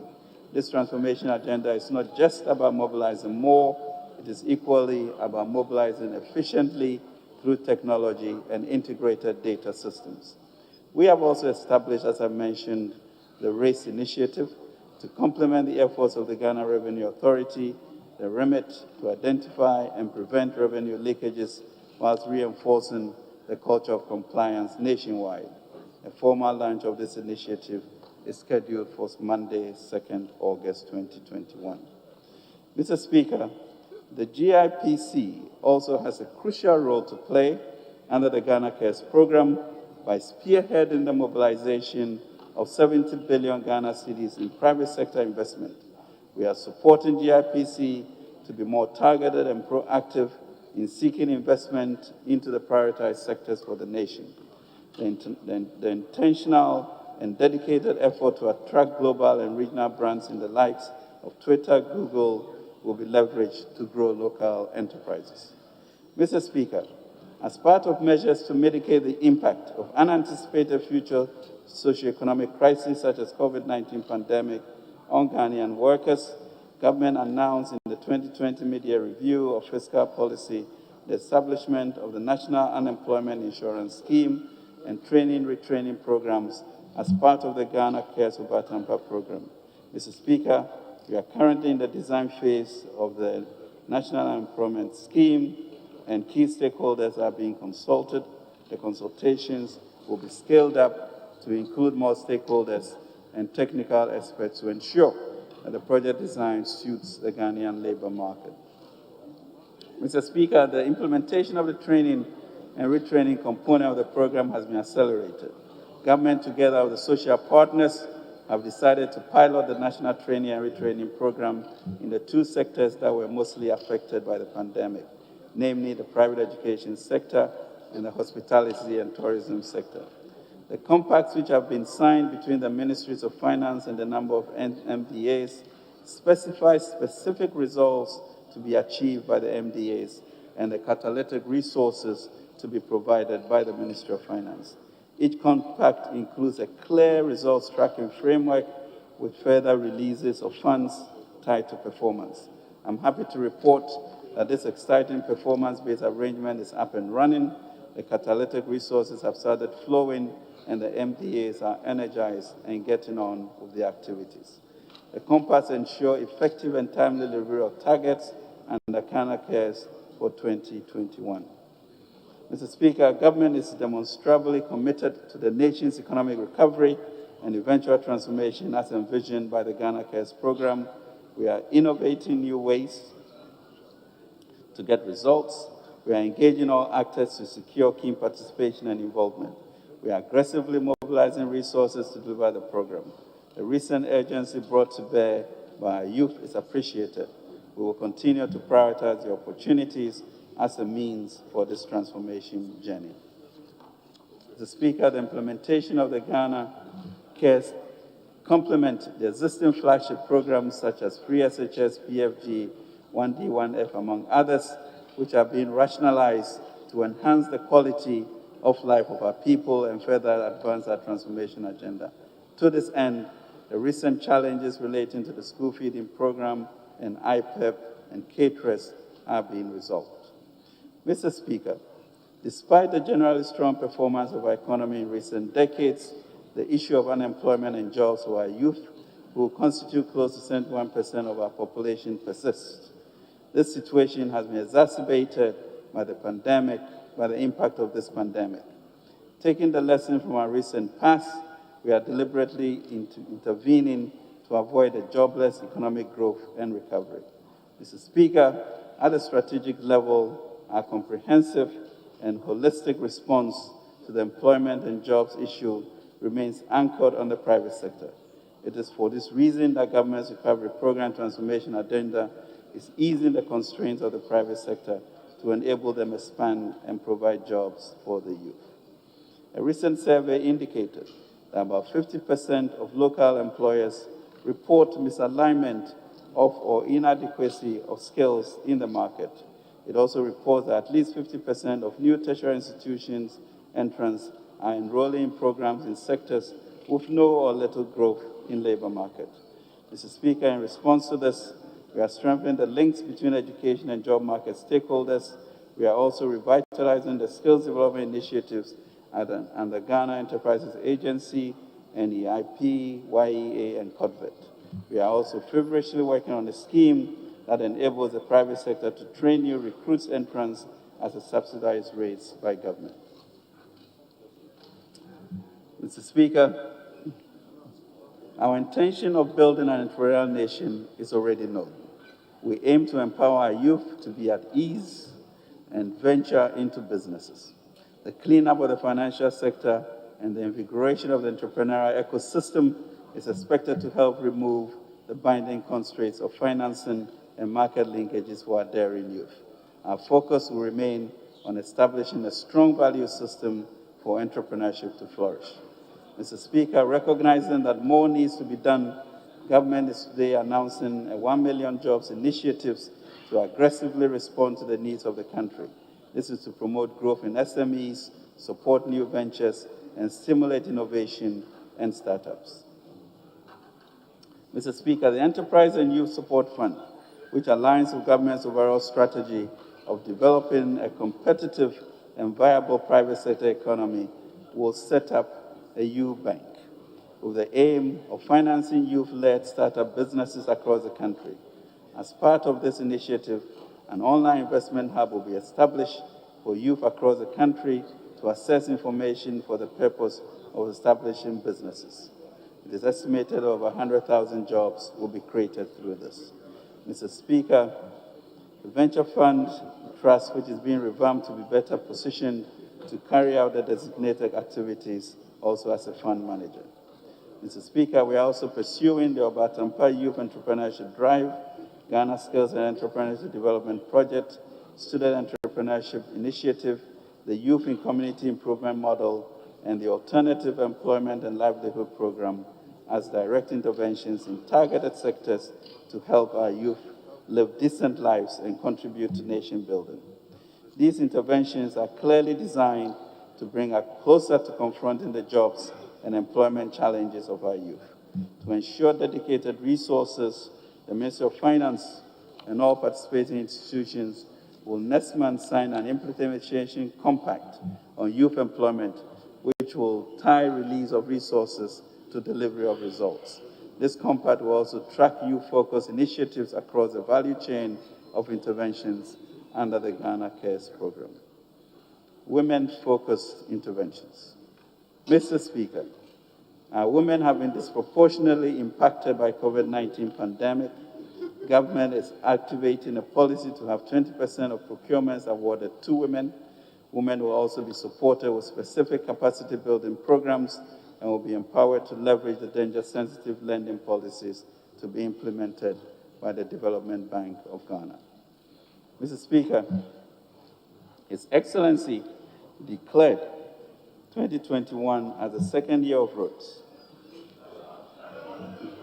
And government prioritized roads for economic development and putting the economy back on track.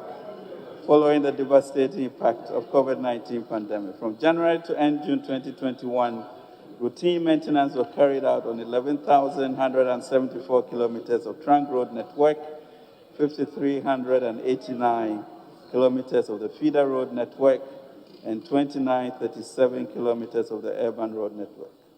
Additionally, periodic maintenance comprising regraveling, spot improvement, and resealing works were carried out in the same period on 44, 167, and 262 kilometers of trunk, feeder, and urban road networks, respectively.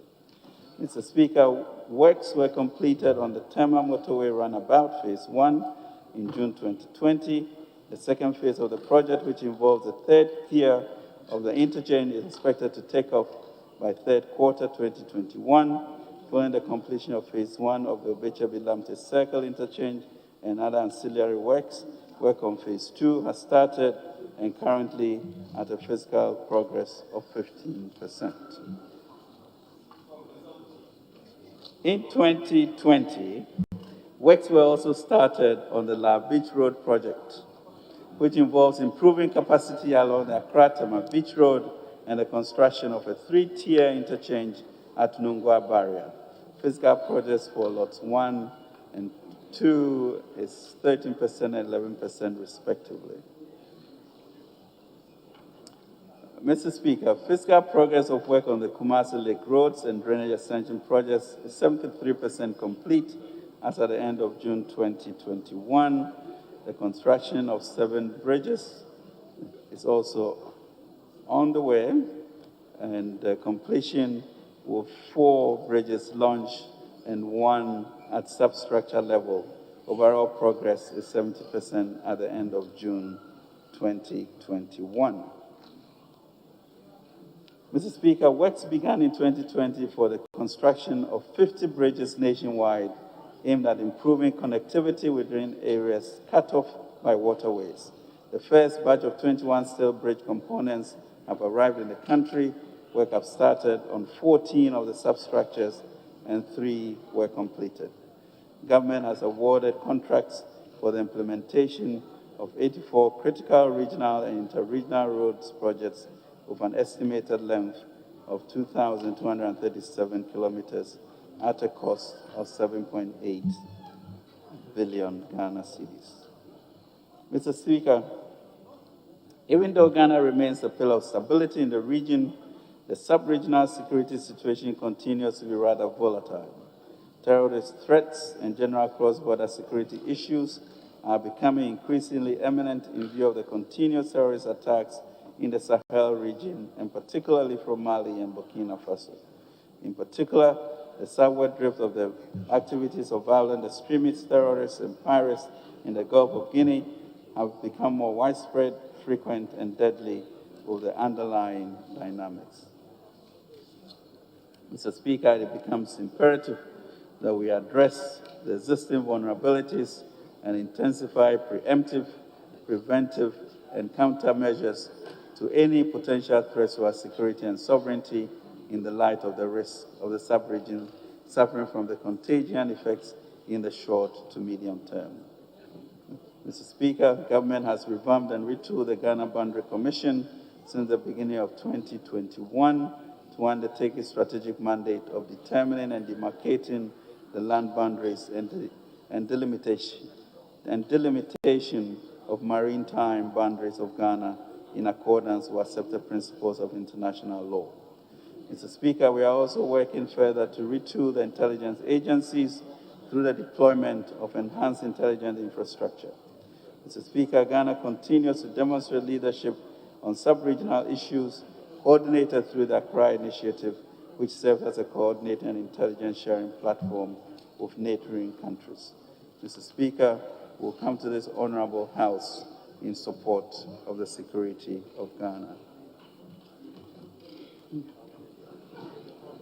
Mr. Speaker, the Ghana Infrastructure Investment Fund was established to mobilize, manage, coordinate, and provide financial resources for investment and infrastructure projects and ease the burden of quasi-public debt on our budget. Over the last decade, we've witnessed an increasing trend where sovereign funds have been deployed as catalysts for growth and development in emerging markets such as Asia and Middle East. This is also beginning to be adopted in Africa, and the government of Ghana intends to allow GIF to increasingly play such a role for Ghana. The government intends to reduce our infrastructure gap by enabling GIF to drive sizable but economically viable infrastructure projects to conclusion, which will also create additional fiscal space for government to operate. As such, we've nominated GIF as a vehicle to be used to restructure and refinance expensive debt of the independent power producers in the energy sector, as well as take energy equity positions in some cases to help reduce the fiscal burden of overcapacity charges we've been left with. Negotiations with several of the independent power producers are in their final stages. Government also intends to use GIF as a vehicle under the Ghana Cares program to drive our structural transformation through funding for critical infrastructure such as the district hospitals, Agenda 111, quality and affordable housing, improved rail and road networks, and ICT infrastructure. We've therefore revised the Earmark Funds Act to allow a 20% increase in the allocation of ABFA CAPEX to GIF for the funding of Agenda 111 and other development expenditure. Mr. Speaker, on the 26th of April 2020, His Excellency the President, as part of his 8th address to the nation on government's efforts to combat the coronavirus pandemic, laid out an ambitious plan to tackle Ghana's health infrastructure deficit and restore the country on the path of achieving economic and social transformation. This transformation project, now dubbed Agenda 111, will require the government to construct 101 standard district hospitals, 6 new regional hospitals, 1 regional hospital for the Western region, rehabilitation of a Fiakwanta hospital in the Western region, constructing 2 new psychiatric hospitals, construction of a new Accra psychiatric hospital. The objective is to use the local teams comprising of Ghanaian consultants, project managers, and construction firms. It is envisaged that upon the successful completion of Agenda 111, Ghanaians across the country will experience a marked improvement in access to healthcare. Mr. Speaker, government and the project coordinating team have worked tirelessly on phase 1, and I'm happy to report that pre-contract works have been completed for 88 sites for the district hospitals. Mr. Speaker, we expect to commence phase 2 construction 3 weeks from now, from 17th August 2021. Mr. Speaker, an important project such as Agenda 111 requires extensive preparation and due diligence. We are confident and happy with the level of detail and attention that has gone into the pre-contract works. Rehabilitation and expansion of the Sunyani Airport. Mr. Speaker, the rehabilitation and expansion of the Sunyani Airport aligns with government's policy objective to have at least an operational aerodrome airstrip in each of the regions in the country. The rehabilitation expansion will adequately address the current operational challenges and propel business and industrial growth in the Bono region and its catchment area. Lands and mining. Mr. Speaker, the Ministry of Lands and Natural Resources, in line with the President, has held a national dialogue followed by 2 regional dialogues on small-scale mining. Following this, several measures are being put in place to build a sustainable, viable, and responsible small-scale mining industry that protects the national environment. The ministry will beef up the personnel and other logistics of the Inspectorate Division of the Minerals Commission to undertake strict monitoring and enforcement of our mining laws. The Lands Commission has commenced the process of regional education and sensitization on the new Land Act 2020, Act 1036. Efforts to protect forests and recover lost ones have included Green Ghana project, which saw the planting of over 5 million trees on June 11, 2021, the Green Ghana Day. The outright ban on the harvesting and exportation of rosewood, and the declaration of forest reserve in red zones for mining. Mr. Speaker, the ministry also has a program for alternative employment and livelihoods, which will be rolled out soon.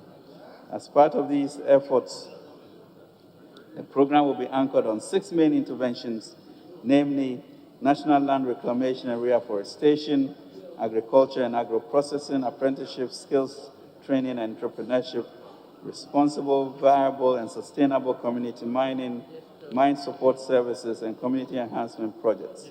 These initiatives will target many illegal miners displaced by the ongoing efforts to sanitize the mining industry. Government recognizes the need to protect our environment just as it finds it necessary to provide alternative employment and livelihoods for our compatriots who will inevitably fall through the cracks. Mr. Speaker, initially this will be in the Ashanti, Eastern, Western, and Western North Central regions. We are determined to ensure the responsible or sustainable exploitation of the lands and natural resources of our country. Mr. Speaker, on energy, the COVID-19 pandemic has amplified the campaign for a transition away from fossil fuels.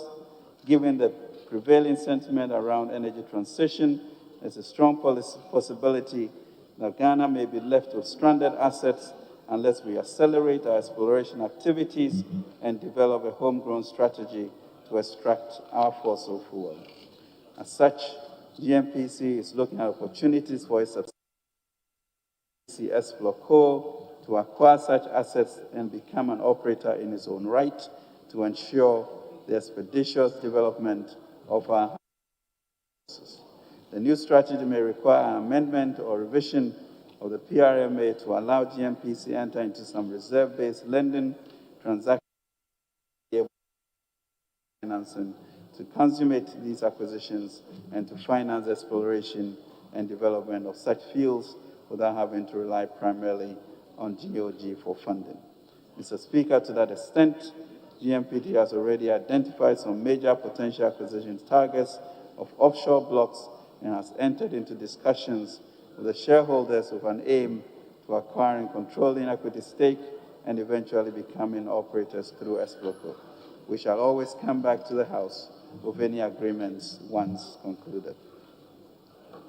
Mr. Speaker, the United Nations Sustainable Development Goals call for urgent action by all countries aimed at encouraging sustained economic growth underpinned by social, economic, and environmental sustainability, a blueprint for peace and prosperity for people and the planet now and in the future. Accordingly, the government of Ghana recognizes that we must be at the forefront and promote the building blocks for an inclusive and sustainable recovery. Our focus remains to move urgently toward opportunities and solutions that achieve sustainable and broad-based economic growth without harming our climate or leaving hundreds of millions of families in poverty. As such, government has commenced discussions with international organizations such as the World Economic Forum to identify SDG financing gap and develop a roadmap to attract innovative finance to close the gap for the attainment of the SDGs by 2020.